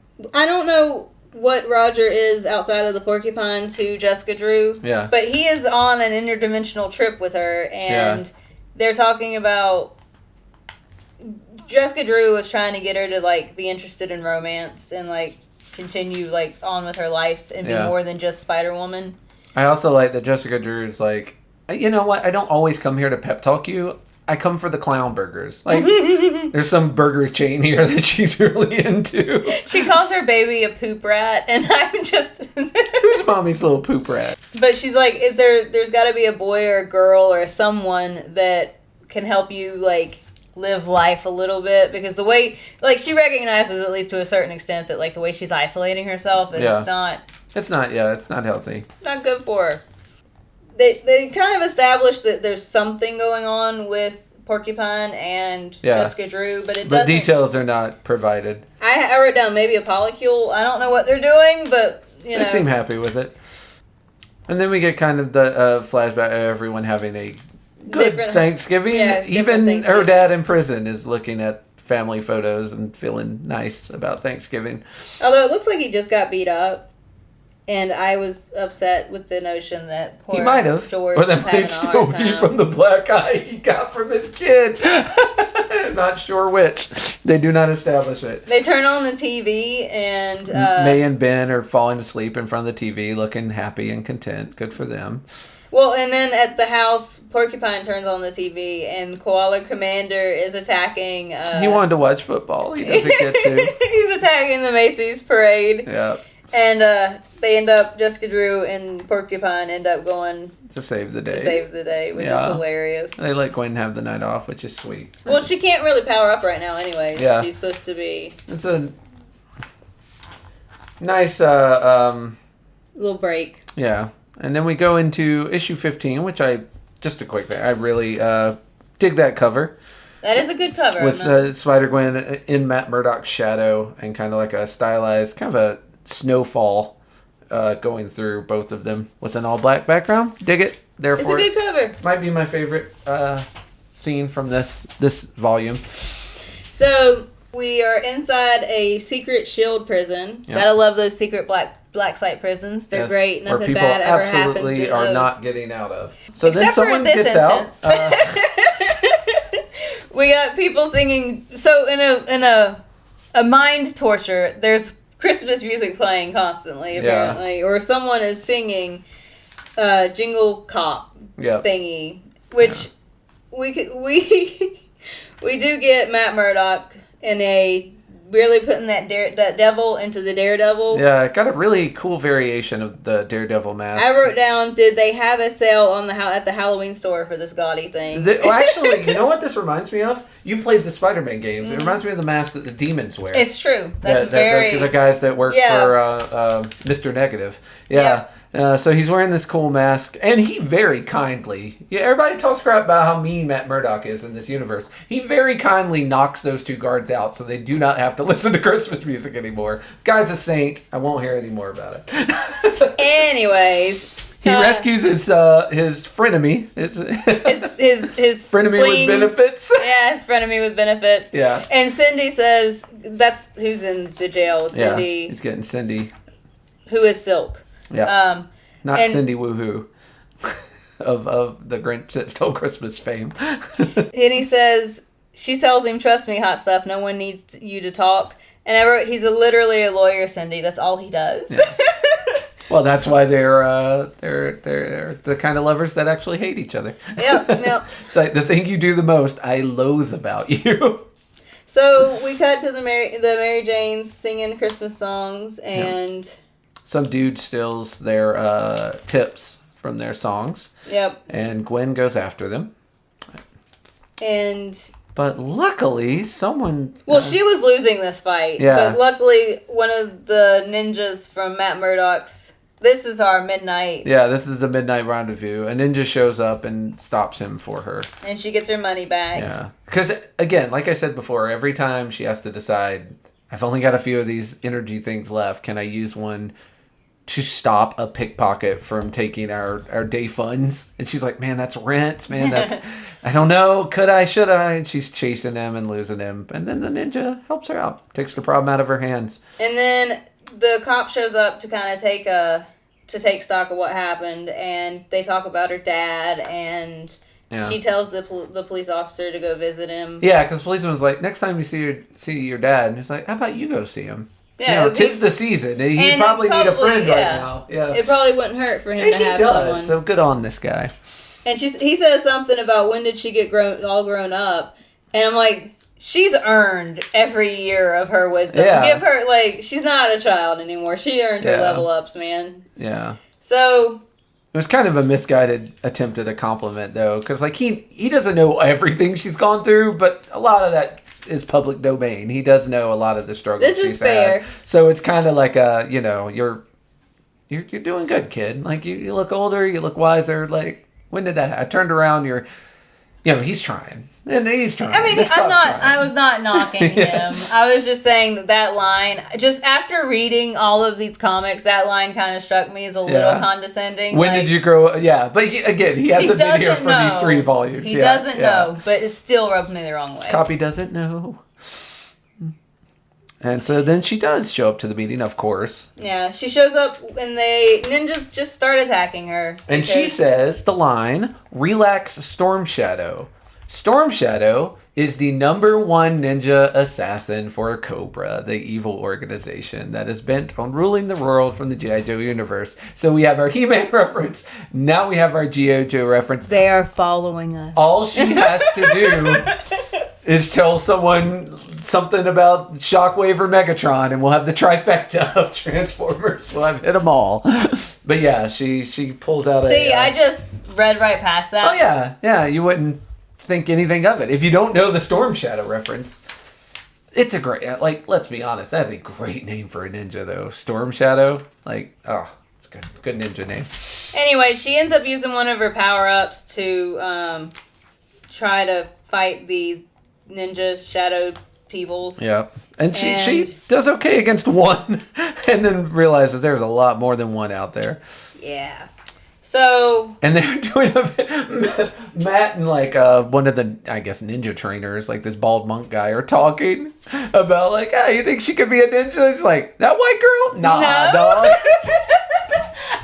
That part made me giggle, because that is literally... Yeah, it's very funny. What does he say? I said, I think that I could pierce the veil of time, spend 1,000 years watering the roots of her family's tree, pruning its knotty branches, commit a dozen lifetimes to training her ancestors, and still, this white girl could never become a ninja. Damn. He doesn't just say, no, I don't like her. He says, I could go back in time. Yeah. I could spend centuries in a time veil just training this child's family. And she still can't do this. No chance. Sorry. Not gonna. Sorry. No. And Murdoch's like, respectfully agree to disagree. But. Yeah.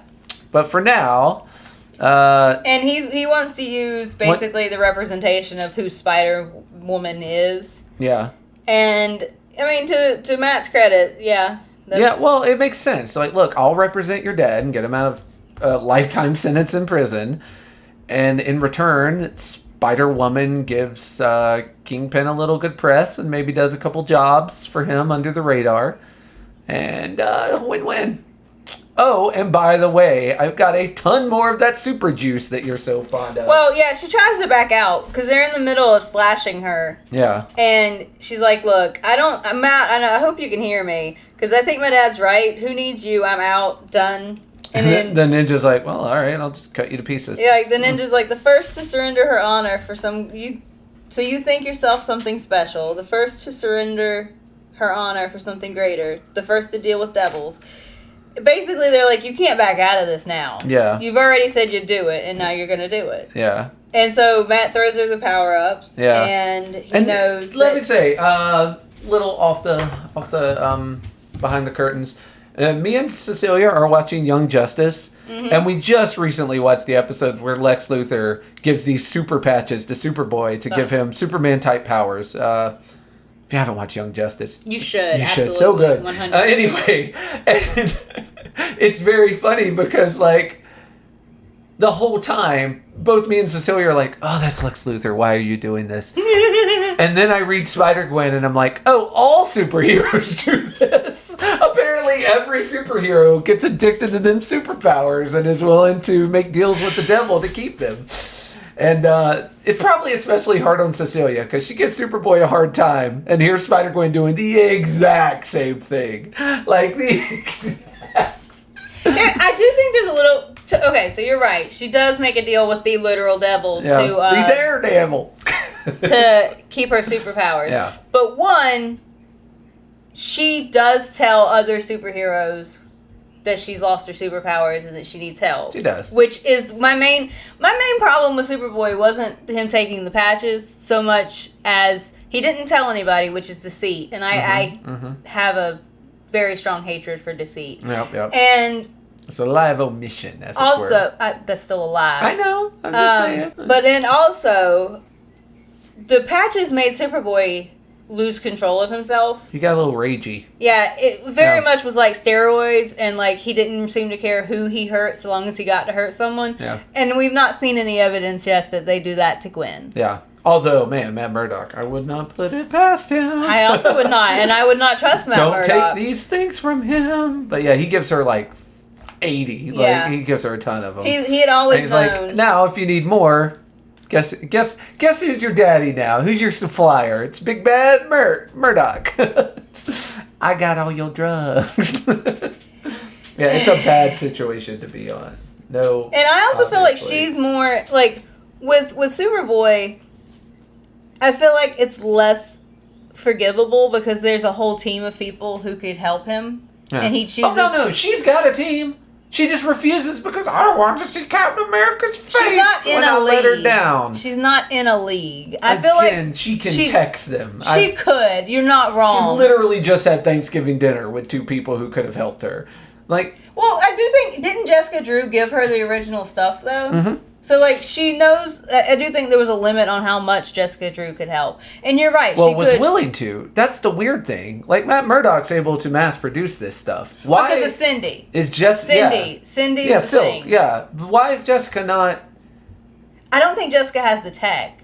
I think Cindy. She's friends with S.H.I.E.L.D. in her world. She's friends with Tony Stark. I feel it seems odd to me. I'm not sure. Murdoch Again, we don't have some of that information. I thought it was more of her trying to like, because she keeps trying to get Spider-Gwen to kind of ease out of this world and start living a normal life, sort of. I thought it was more of a, I'm only going to give you a little because I want you to. All right, I want you to be a child. Well, there's that, but Yeah. also, so on when they establish that she's lost her powers and that she needs these isotopes, she confronts Jessica Drew, Spider-Gwen does, and says, I've seen your Silk file, Agent Drew. You don't need those treatments you get. They're not medicine, they're radioactive isotopes based on my spider. Okay. They just give you powers. Toss me those last few doses, I'll power back up, then Jess and I can kick your boss's teeth in. So this is not Jessica Drew giving her the treatments. This is a different nameless person. Okay. I've seen everything you put.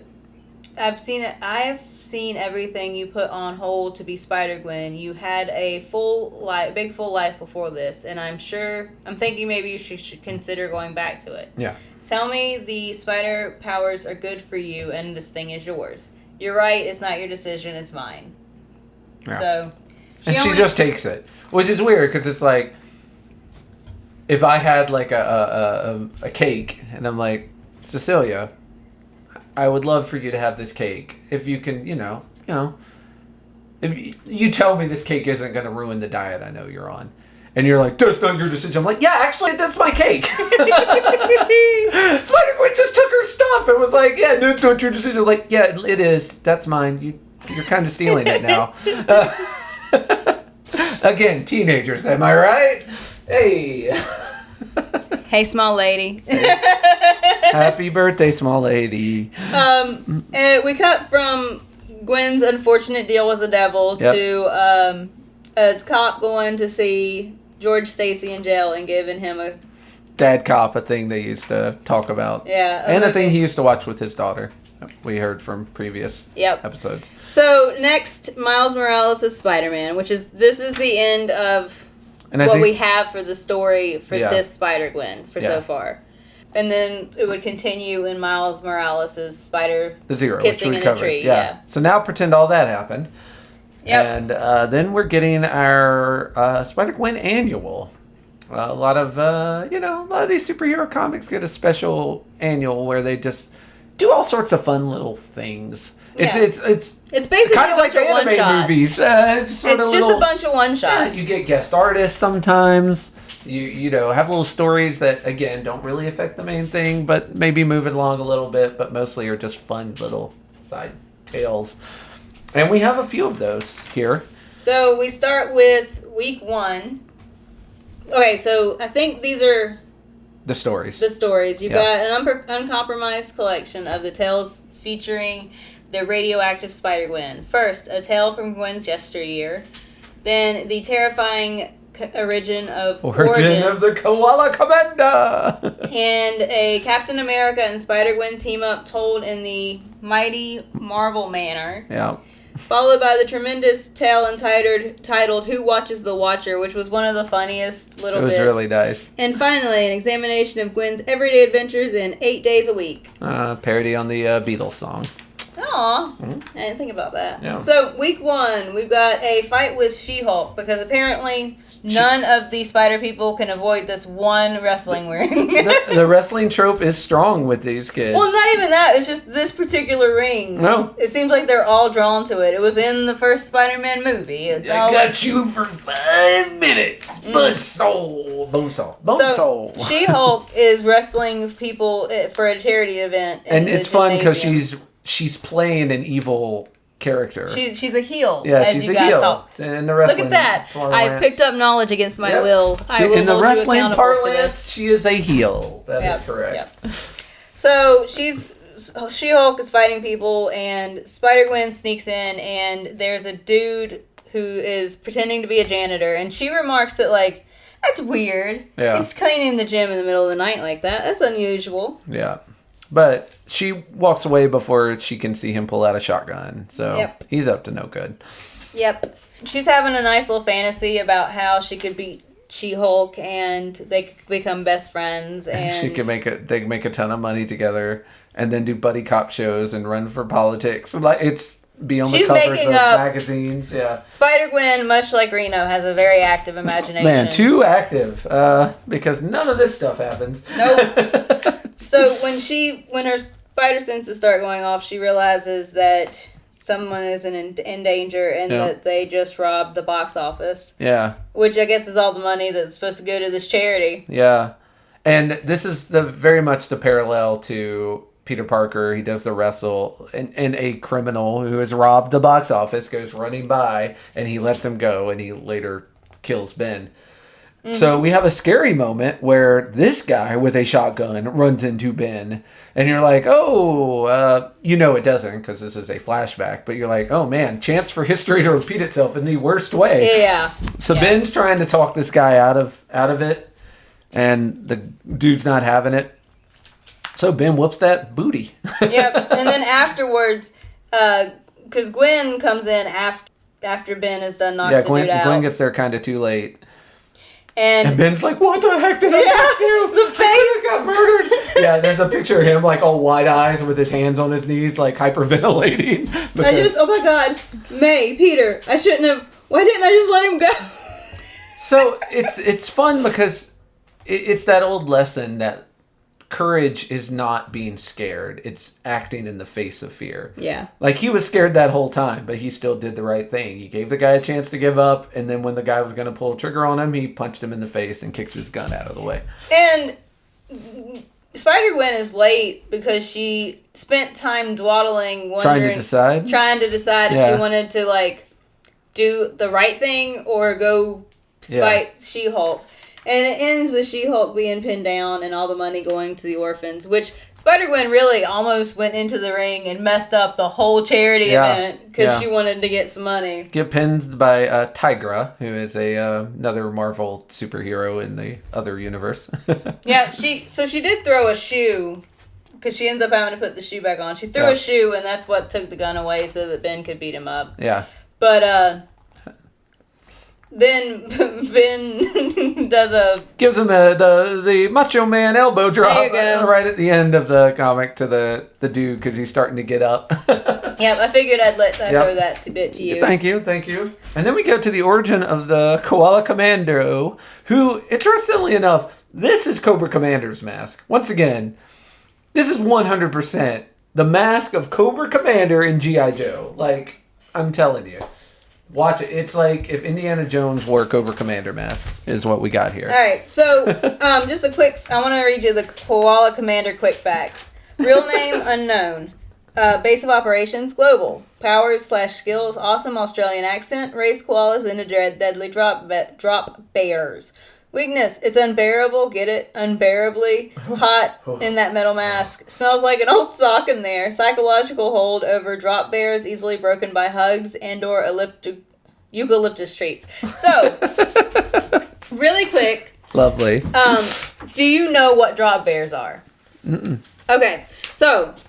The only reason I know what drop bears are is because I listen to the C3 podcast, which is Cults, Cryptid Conspiracies. Yeah. And in one of the very first episodes of that podcast, Chelsea, who's one of the hosts, mentions that she thought drop bears were real. And she found out when recording the podcast that drop bears are not real. Drop bears are a hoax in contemporary Australian folklore, featuring predatory carnivorous versions of koalas. Oh, that just drop out of trees and attack people. This imaginary animal is commonly spoken about in tall tales designed to scare tourists. It's kind of the ironic version of the dingoes ate my baby. That lady said that, and like no one believed her, but it turned out dingoes actually had eaten her baby. It's the other side of that. It's like we're going to pretend there's these drop bears. Real quick, go back to a page when Gwen is fantasizing about her and She-Hulk becoming superstars together. For some reason, in the background, the song You Can Call Me Out by Paul Simon is playing. And I just wanted to say, after Why the Last Man, this is the second occurrence of that song that has appeared in comics. I do not know why so many comic writers love it. Well, I do know why, because it's an awesome song.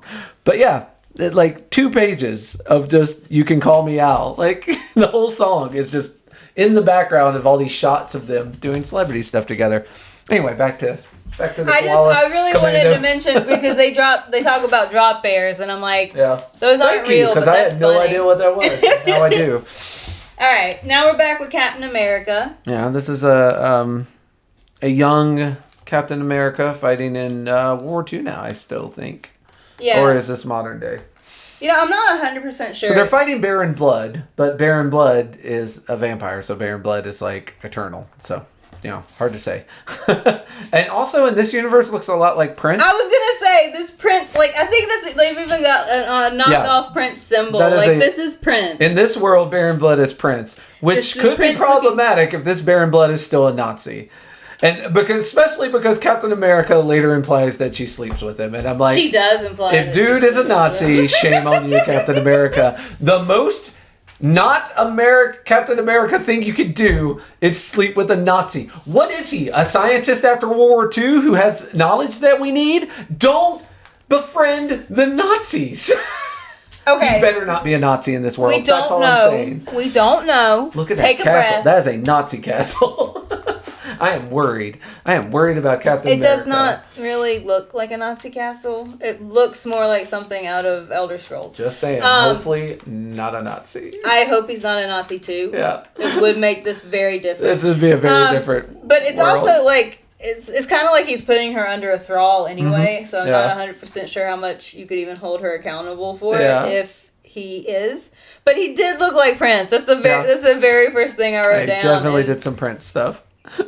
But this is a story that Spider-Gwen is telling, or Well, no, what happened is, in Spider-Gwen's universe, these are comics. Yes. That's what I And was trying to she's say, showing yeah. them to Captain America, and Captain America's like, "Wait, my exploits are a comic in your world? That's wild." So yeah, they're talking about how they're different and similar to each other.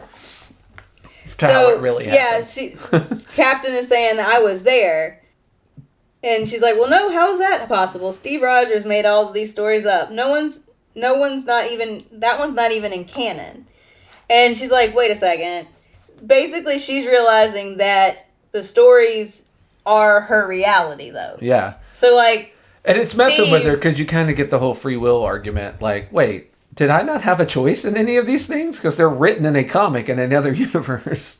Yeah, for 75 years, I wandered across. She actually mentions that when it starts, she's mentioning that her daddy was a preacher and that he lived and loved the good book, and he wanted her to end up going to Bible college and be a preacher, and she ended up studying everything. But in the end, it didn't matter if daddy's beliefs were right or wrong. They gave him a world that makes sense. Boy, do I envy that. Right. So she's realizing that, with all of, basically the world knows about her private exploits, and she didn't think that was possible. And so, yeah, Spider-Gwen asks, in the end, how did you resist Baron Blood? Resist? Look at that guy. Resist. Yeah. Right. That's what I did. Yep. So, yeah, she hooked up with Baron Blood. Yeah, it seems like... So she decides to go visit Steve himself. And the dude who wrote all of these stories. Yeah, find out what's the dealio. And basically, Steve was having dreams that were of Sam's life. Yeah. And Steve wrote down her stories so that people would keep believing in her. Yeah. Because I think maybe... I don't know if this world had its own Captain America or what exactly, but it's a sweet thing that Steve did for her. Yeah, and for himself. I mean, he got paid, son. And then we cut to what may be my favorite issue, MODOK, but a very specific MODOK with a face that looks familiar. I call it Trumpian. And a bit of a Trumpian face. Look, when it first, before I got to the second page of this one, yeah. when I first flipped it over, and I'm like, this guy looks a lot like Trump. Is he supposed to look a lot like Trump? And sure enough. and it says, if America will not act, MODOK must. MODOK, mental organism designed as America's king. Yeah. And look. In the next page, it makes sure you know that the Trump face is on purpose, because as Captain America is whooping his He's getting face, beat up, don't. he says, must make America.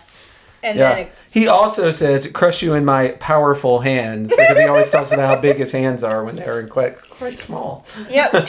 So, yeah, not a Trump fan who ever wrote this. Who would have thunk? Says, the monsters men like me have never been able to defeat alone. This nation's anger and greed and fear are still very real, Cap. Yeah. But thank God you are too. MODOK is actually has a show in which MODOK is voiced by Patton Oswalt. And it's a little comedy series.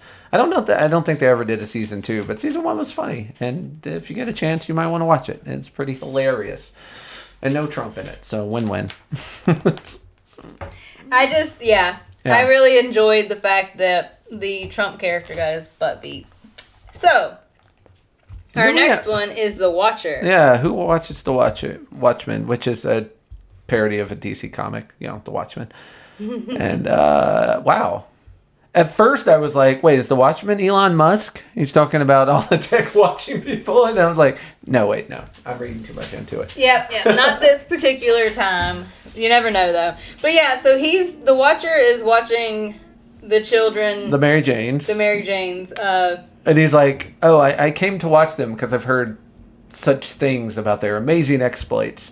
And so he's watching them, and they're just sitting around chilling.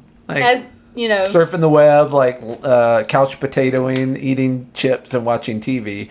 And so he's like, okay, let me fast forward a bit. He fast forwards hours, and then they're still doing the same thing. And he's like, man, I'm looking for something fun to watch. It's boring as heck. And then there's a very funny reoccurring joke. So the Watcher in Marvel Comics is a dude who is just supposed to watch and never allowed to intervene. He constantly intervenes. So the joke is always, on one page, he's like, I must not intervene. The Watchers must cursed only to watch. And then the next page, he's always like, I must intervene. Let me do a thing. So, as per usual for the Watcher, he's like, I must intervene. So I must nudge things. Yes, so he gets a little Battle of the Band poster and puts it on the cat's face and gets the cat to walk over so that the Mary Janes will see said poster. He's basically trying to start drama. Yeah. In every panel he's in. Yeah, because he wants some action, and these people are boring the heck out of him. And he did this poster with the hopes that they would have a fight about, like, whether or not they'd go do this. And he's like, Glory's a real artist. No matter, the money doesn't matter. Her authority is, authority is her mortal enemy. I don't know, but sure, let's do it, is what Glory says. He's like, what the? Yeah, the whole band agrees to do this when we've watched them for, like 4 different volumes not ever be able to agree to even show up on time for practice. And now they're all just totally in for this show. So the Watcher is not getting the drama that he has begged for. Poor but Watcher. They realize they can't practice without Gwen. So he goes to go find Spider-Gwen, and he's like, what the heck? Is that a koala-themed villain? All of the things this universe could be. And it's nothing but terrible puns and plot rehashes. How does anyone sit through this? And it makes people who are reading this comic feel kind of dumb. Like, yeah, honestly, why am I sitting through this? Honestly, the Watcher is someone who hate reads a book. Like, he is Shinyon from Scumville and Self-Saving System. He's definitely hate reading the universe. Yes. Gwen comes home because he fast forwards through the fight and he gets her home, and she asks if they want to hit up the hot dog, the dollar dog, and he's just like, he's having a hard time. Yeah, because he's like, well, at least the Battle of the Band will be exciting. And then she immediately derails the Battle of the Bands because she wants to go get hot dogs instead. He's like, no, that's it. So he like warps them to like this star-studded alternate universe so he can be like, now you listen here, little missies. I am trying to get some drama here. And they're like, creepy perv watching us, and they mace him. They mace him in the face. I wrote down they pepper sprayed the Watcher. Yeah, like, they mace him right in the he introduces himself by saying, I'm the Watcher who comes to you to beg you not to waste your lives, to harness your potential. So did this guy really just say he's been watching us? Yep. And that's all it takes to get the mace in the face. And then after he gets maced, he's like, have I finally been relieved of my eternal burden? Yeah. Dude, it's just pepper spray. Yeah. You'll be fine. Yeah, he was like, oh, I'm blind now. Is this, do I get to stop watching? It's like, first of all, you love watching. Some and people can't live without drama. Yeah, pepper spray. You'll be fine. So we go to, I think, 8 days a week. 8 days a week, the last one. Yeah. Well, it says it's our last one, but it's really not. Yeah, there's one more after this. Someone trying to wake Spider-Woman up because she fell down. Yeah. And it was only Monday. She got whooped a bit. Tuesday. She fights some ninjas. And it's cold outside. And Wednesday we got Spider-Ham. She's helping out Spider-Ham to fight a Dr. Octopus cat. Because of course. Of course. And Dr. Doom, I can't tell what he is, but he's also getting beat up. There's a Spider-Gwen penguin hoodie. Because that's what is this? She's like, she says, when this is over, I'm going to sue you. So Spider-Ham is wearing a hoodie that has Spider-Gwen's stuff on it. And it's a penguin Spider-Ham hoodie. Yes. Which is just ridiculous. I don't know the reasoning for it. Never explained. Never needed. You just need to know that you get to see Spider-Ham dressing up like Spider-Gwen. It's very funny. As a penguin version. Thursday involves a woman being harassed by men on the street because women can't exist. And the dudes are like, what are you, Spider-Woman or something? And the chick's like, you want to find out? Which works out pretty well for her because they let her pass. Problem solved.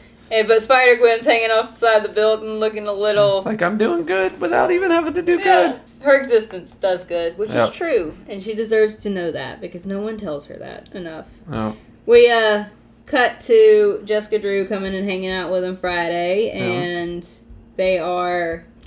They're on a stakeout and eating egg salad sandwiches, which everyone's upset about, Yeah, except for Spider-Gwen. Yeah, Spider-Gwen's like, I wanted corn dogs. Yeah. And then, what is this? Saturday, she's eating another egg salad sandwich because she's got no money, and those are cheap. And she's chasing down the Bandito Bandit, who has stolen a pile of corn dogs. It's like, I can't afford a corn dog. You've got like a bag full of 30 of them. You're going to get it. And she ends up throwing egg salad away, or throwing up. Yeah, because when she gets home, her dad's like, egg salad tonight. She's like, oh, man. Yep, and then she sleeps. And then on Sunday, it's like, oh, she slept. And it's like, happy Sunday. It's like, no, it's Monday. It's like, oh, I'm late for everything. And there's also attack downtown. Dr.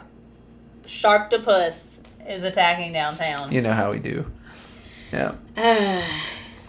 The world hates me. These puns are a nightmare. So, we enter our last one-shot. Yeah, this is actually the all-new Wolverine annual. So we got the Spider-Gwen annual, and now we're getting the Wolverine annual. This is the new female Wolverine. Laura Kinney was created to be a weapon, but she escaped that life with the help of the man she was cloned from, the man who became her mentor, Logan, known as Wolverine. Yep. Tragically, the original Wolverine has fallen, but Laura will live as his legacy and fight for a better future.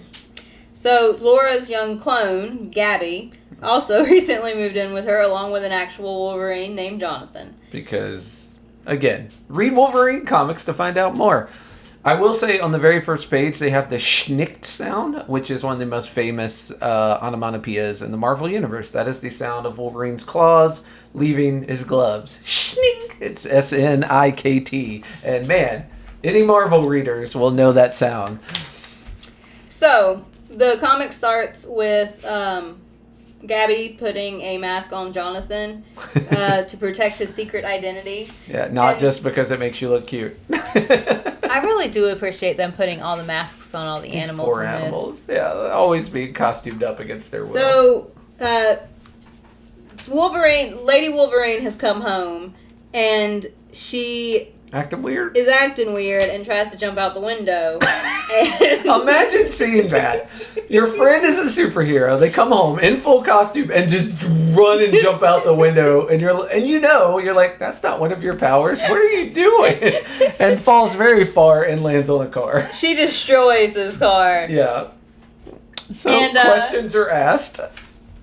She says that she feels her bones and ligaments reattaching. She says, gross. Also, you're kind of making a scene. Yeah. And she calls her Laura, and she's like, my name's not Laura, I'm Gwen. Yes. Meanwhile... we cut to some Mary Jane yelling Gwen in the middle of... Is this practice or an actual concert? I think it's just practice, right? No, there's heads. They're people. Yeah, this is in the middle of the show. They're like, Gwen, you've stopped playing drums. Could you please do some more drumming? And she does it horribly. She plays right through the snare drum. Like, she tries to drum because Wolverine doesn't have super strength and Spider-Gwen does. And she can't let go of the drumsticks. Yeah, we're doing a body switcheroo. What's the Freaky Friday where the mom and the daughter switch? Yeah, we're doing a Freaky Friday with Gwen and Wolverine. yeah. So she runs out of the theater or the gym or wherever they're performing. She runs out. And her dad's... It is a very cute scene because her dad's like, oh, I wanted to see your guys. I'm sorry. Did I get here too late? Which, of course, he didn't. She just left very early because she can't play drums anymore. Yeah. He's like, well, I'll take you home. So, yeah, he's like, come on, I'll give you a lift home. Save on web fluid. George is the best dad. George's a good dad. So she gets in the car and breaks the window because she is not used to super strength. Yeah, super strength is a real pain in the booty when you first get it. And George is like, what's going on with your powers? Are they acting up? And Gwen's like, my powers? And he's like, okay. And there's a UFO landing in their backyard. Like it do. Don't worry, it's just Reed Richards. Here to very subtly, not so subtly, be like, hey, you should go up to your room and we can talk about the things that are happening. Yeah. I know what is going on, so you need to get upstairs. I'm Reed Richards. I'm a freaking genius. So they do, and he basically is like, hey, I got some weird energy signatures. It seems like you two have switched bodies. And he sends her back to her dimension so she can find Gwen. Yeah, and so they you need to two switch back. need to get together and figure out what's going on. This is all the help I can give. Is to dimension you there. He mentions that they only have 3 hours because their bodies are deteriorating because this is not a thing that you're supposed to be doing. Yeah, your souls will transfer back, but then there won't be bodies for them and you'll just float in the ether forever, and that's not great. Nope. So he sends her back to Laura's universe. He sends Laura back to her own universe to try to find Gwen so that they can switch back. Meanwhile,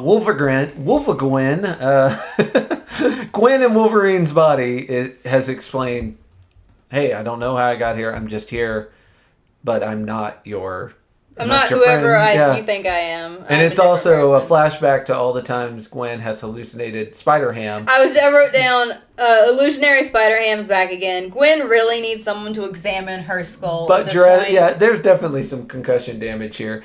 But this time dressed as Wolverine, so you're getting a lot of Spider-Ham cameo. I feel like the only reason they keep Spider-Ham around is to dress him up in different cute outfits. Much like all the animals in this world, they're like, we only bring him in to put him in a funny outfit for our amusement. His name is Wolverhampton. Wolverhampton. He's like, I know what it is, but I'm assuming that's the only Wolverine and pig portmanteau your subconscious could come up with on short notice. No. So yeah, someone really needs to look at her head. I feel bad for her. Yep.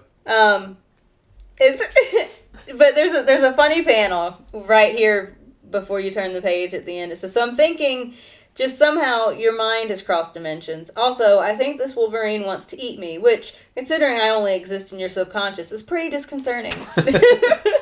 So Gwen shows up, and you finally Gwen shows up, and Gwen Wolf is happy to see her. Don't get confused. Yeah. The two ladies are reunited. That's the important part. According to your universe's Reed Richards, we have 2 hours to reverse this or we both cease to exist. No pressure. So they look across, they start feeling out each other's powers, and they're looking from where the blast probably came from. And they go to the apartment across the road. And there's little jokes with them not knowing how to do their stuff because they aren't in their normal bodies. And Laura tells Gwen that she can smell stuff really well now. And Gwen's like, I feel really stupid just sniffing the air to find stuff. Just walking down the street snorting. And Laura's like, you're virtually unkillable and you have metal claws that pop out of your feet and fists. That negates the stupid. It's true. It doesn't, though, by the way. It just means you can gore people that make fun of it. Yeah, if you laugh at Laura, you die. Yeah. So, it doesn't make you cooler, but it does make you able to take those slings and arrows and not worry about it. She uses Gwen's powers to pull the metal doors off, and they travel downstairs, and Wolverine Gwen gets her first taste of a spider sense, and luckily says it out loud so that Wolverine knows what's happening. Spider sense! And is able to help them both. And Gwen... A thing comes out of the ground and tries to shoot flames at everybody. Yeah, they are almost caught on fire. Yeah. But Laura in Gwen's body goes to protect them and is like, what are you doing? Laura says, saving you. Gwen says, don't put my body between yours and a wall of fire. Your body will heal, mine won't. She is used to having healing factor, which means she is used to putting herself in the front line. But right now, you don't. Yeah. So we meet the villain in this particular endeavor, which is some dude who looks like a firefly. Yeah, he's this in a dude robot in red armor bug. Is wondering how they got here. Yeah. And they're trying to get... Laura's trying to figure out how to use Spider-Man's web slingers and all of her stuff. Yeah, having a wild time of it. And so Laura tries to save her, or no, Gwen tries to protect Laura, and she calls out Gwen's name, and Gwen's like, why are you giving away my identity? But it ends up in a fight. Oh God, I forgot about this part. And this is the greatest part with the claws. So Gwen goes to Wolverine it. Yep. And ends up putting the claws through her own She face. ejects her claws while she's holding her fist too close to her face and ends up impaling her own head and falling over. They don't show it. You just get that Marvel onomatopoeia, the schnick sound, and Gwen, or Wolverine in Gwen's body, like... Makes a face. Makes a face of like, oh my And god, then- what did she just do? then Gwen falls over. So Yeah. Our red robot villain takes her helmet off and is like, oh my god, I think I'm going to be sick. Red Hornet is who this is. Okay. Finally, we got the name. And basically, they're having a talk. And it turns out Red Hornet was trying to make sure that Spider-Man didn't exist? Or No, Wolverine. So Wolverine didn't exist, yeah. she was trying to get rid of the original Wolverine. She fired a beam into Wolverine's apartment. And Wolverine is a small, hairy, angry guy. Is that not who you are? Tried to, because Wolverine Sr., Logan, killed her father, who was the Hornet. The Hornet in the Marvel Universe, interestingly enough, was a villain who ended up... Her uncle. Her uncle, sorry, not father. And he was one of a group of 4 people who became weird versions of Spider-Man. There were like 4 of them, and I don't know the story of it or any of the backlog. But in that work, so this character actually has a connection to Spider-Man and Wolverine in the other universe. Okay. So, yeah, and it's like, and credit where it's due, the villain's like, look, I didn't want to kill Wolverine, even though he killed my uncle like a big jerk. I just didn't want him around anymore. I hated seeing his face on the news. So I just fired a laser to try and get rid of him. And of course, instead, it did the old body switch that we are currently dealing with. Yeah, so her uncle was Eddie McDorno. Yeah. He was the Hornet. And he believed in her when she was little. He was a scientist and a hero, and they found his body in some rubble where Wolverine left him. Ooh. So it doesn't really establish what happened, but she does realize that Wolverine tends to claw first and ask questions later. Well, and so it's probably one of those superhero misunderstandings that ended up with the Hornet dead. But she also realizes that this Laura is not the Wolverine she's trying to get even with anyways. That Wolverine's dead, so there's not really a whole lot she can do about that. But Gwen wakes up and the pig is like... Spider-Ham's still here. Your brain's slowly knitting together. Or Wolverhampton. And she's like, well, what did I do? You tried for a spectacular and selfless act of heroism, but accidentally stabbed yourself in the head. Awkward. It looked good, though. I mean, So you actually did stop the villain because you made them so sick they couldn't fight anymore.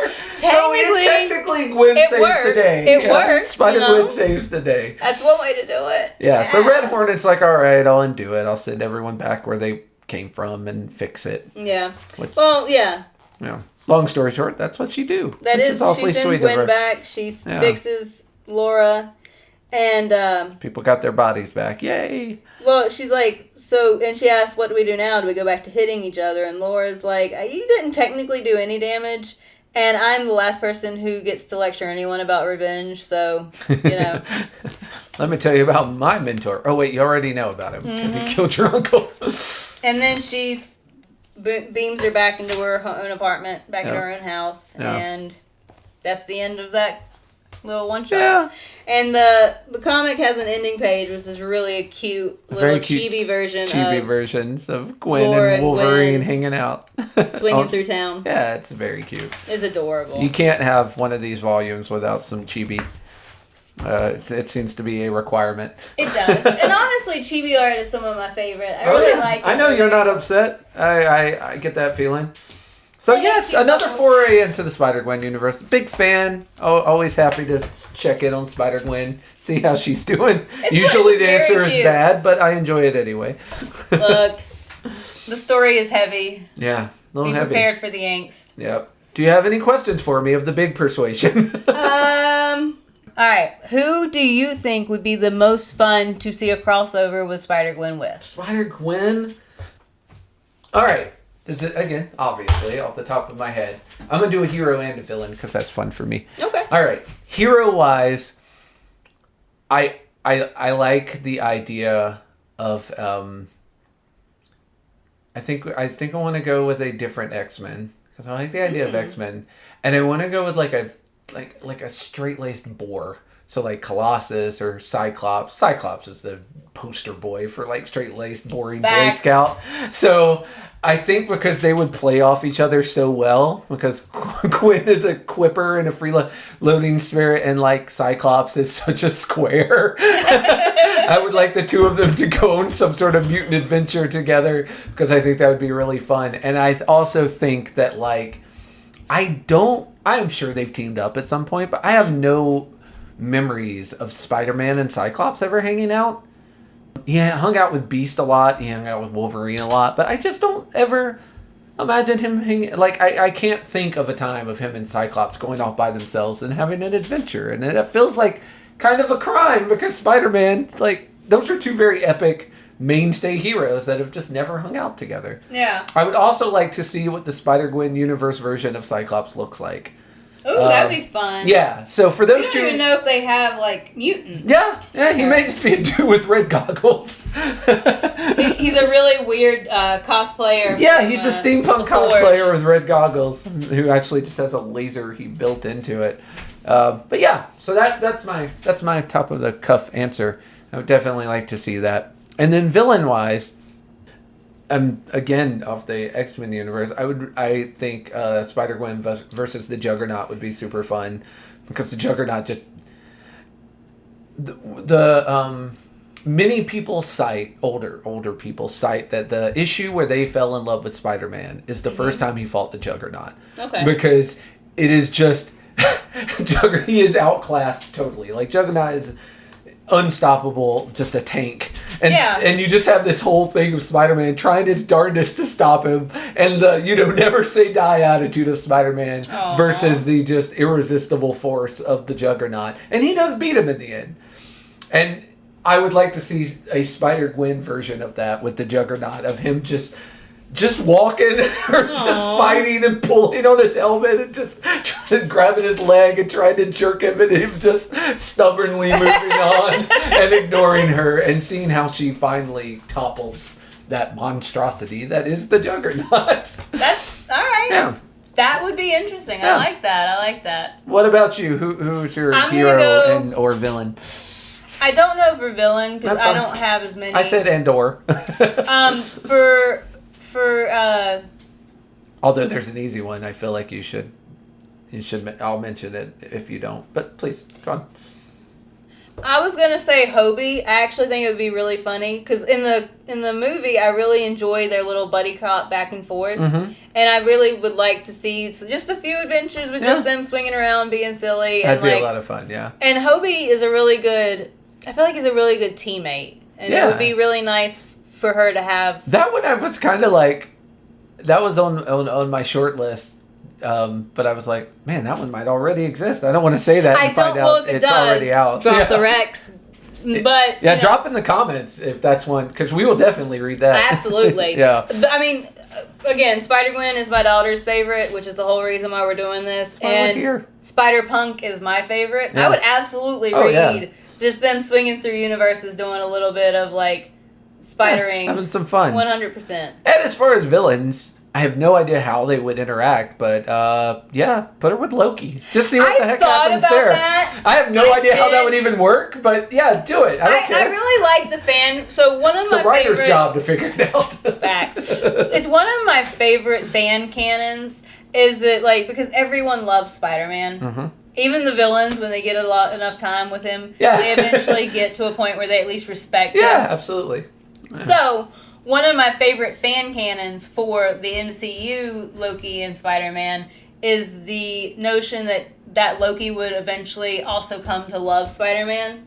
Yeah. Even if he found his like morals a little pretentious and irritating sometimes, he would, because I honestly, Peter would probably like Loki a little bit. Like, so I personally would probably buy into the notion of like that kind of weird, like, frenemies type forced situation. To unite against a common problem. Yeah. Much like a Thanos, issue. But yeah, I personally, I did think about that, but I was just like, I mean, there's one villain that I'm sure you like. That you might want to see them hang out. I am always on Loki's side. Yeah. But I don't know. I have a hard time conceptualizing how that would work with Spider-Gwen. Yeah, it would be strange, but I'm here for it. I'd try it out. I'd give it a go. All right. So yeah, what are we fun. doing next? All right. So in 2 weeks, we're going to touch a hero we have hardly spent any time with. Some might consider it a crime. I feel like there might be people listening to this podcast like yelling at us every 2 weeks because we haven't, but we're going to fix it now. We are going to delve into the world of the Big Blue, Mr. Superman himself, DC Comics' first popular superhero, the person who is considered to have ushered in the golden age of comics. And we're going to do it in kind of a different way. We're doing something a little different. And where normally we give you trade paperbacks, we give you graphic novels. This is actually going to be 4 separate issues of Superman. I will have links to all of them in the show notes, so you don't have to get out a pen and paper right now. Real quick, we're going to do Man of Steel number 53, Superman number 660, that's 660, because, man, Superman's been around a while. Again, longest running DC commodity. And then 2 episodes of Action Comics. Action Comics 775 and 865. Why those 4? 2 reasons. Number 1, I believe you can only know a hero by knowing their villains. And number 2, man, I love villains. So, also, you know what? I'm going to give a 3rd reason. Superman gets a lot of gruff for not having a good rogues gallery, and I want to push back on that. I think Superman does have a good rogues gallery. I think they are underutilized often. But I think he does have a valuable rogues gallery. And, just for the record, I am not touching on Lex Luthor in these. And pick some other fellas, and even a Batman. Like we really probably don't need more evidence that corporate leaders are evil. Rich dude is bad. Yeah, surprise.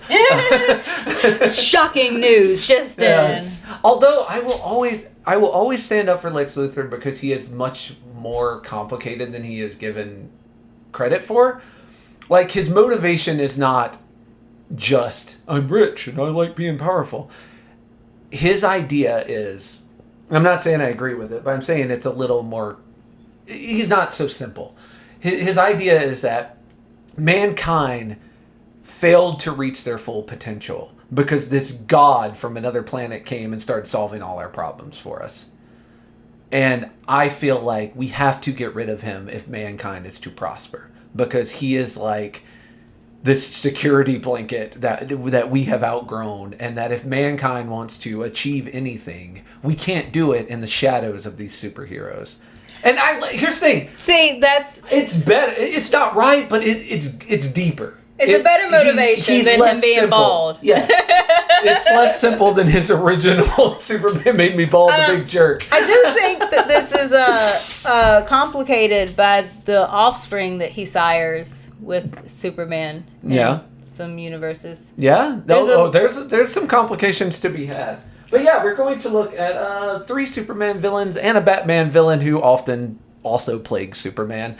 But yeah, I'm excited to talk about Superman as he pertains to pop culture and comics as a whole, and also to dive into 4 issues of his comic that I really like, because I don't normally like Superman, but these issues are all ones that I read and thoroughly enjoyed. And I think also, in addition to having fun villains who I'm a big fan of, they also capture the essence of what I think you need for Superman to be Superman. So in 2 weeks, come back for those. And like I say, they'll be in the show notes, as will all of our social medias and our Patreon. Give us the likes, give us the reviews, engage with the social media. All those things help us. And if you got a couple extra dollars and you like what we're doing, throw them our way. We've got 4 episodes. Patreon content. We got Patreon content. We got 4 episodes of Top 3 Anything up there. By the time you hear this, we will also have a couple of other episodes. At least one about Spider-Man Into the Spider-Verse, those 2 movies. Yes. And probably at least one more of other things. And we're going to start putting those out about once a month in addition to this content for our Patreon listeners. So if that's something you might be interested in, you know how to do it. And if you don't, man, send us a message and we'll tell you. I mean, honestly, tell us how you got there, because that would be nice too, to not know how something on the internet works. Facts. Yeah, absolutely. I mean, someone's got to be everyone's Patreon first. We would love to be your Patreon first, or your Aw. Patreon 30th. But until then, be your own ally. Be your own ally. And stay safe out there. yeah, we'll see you in 2 weeks with Superman. Yay. Bye, y'all. Bye.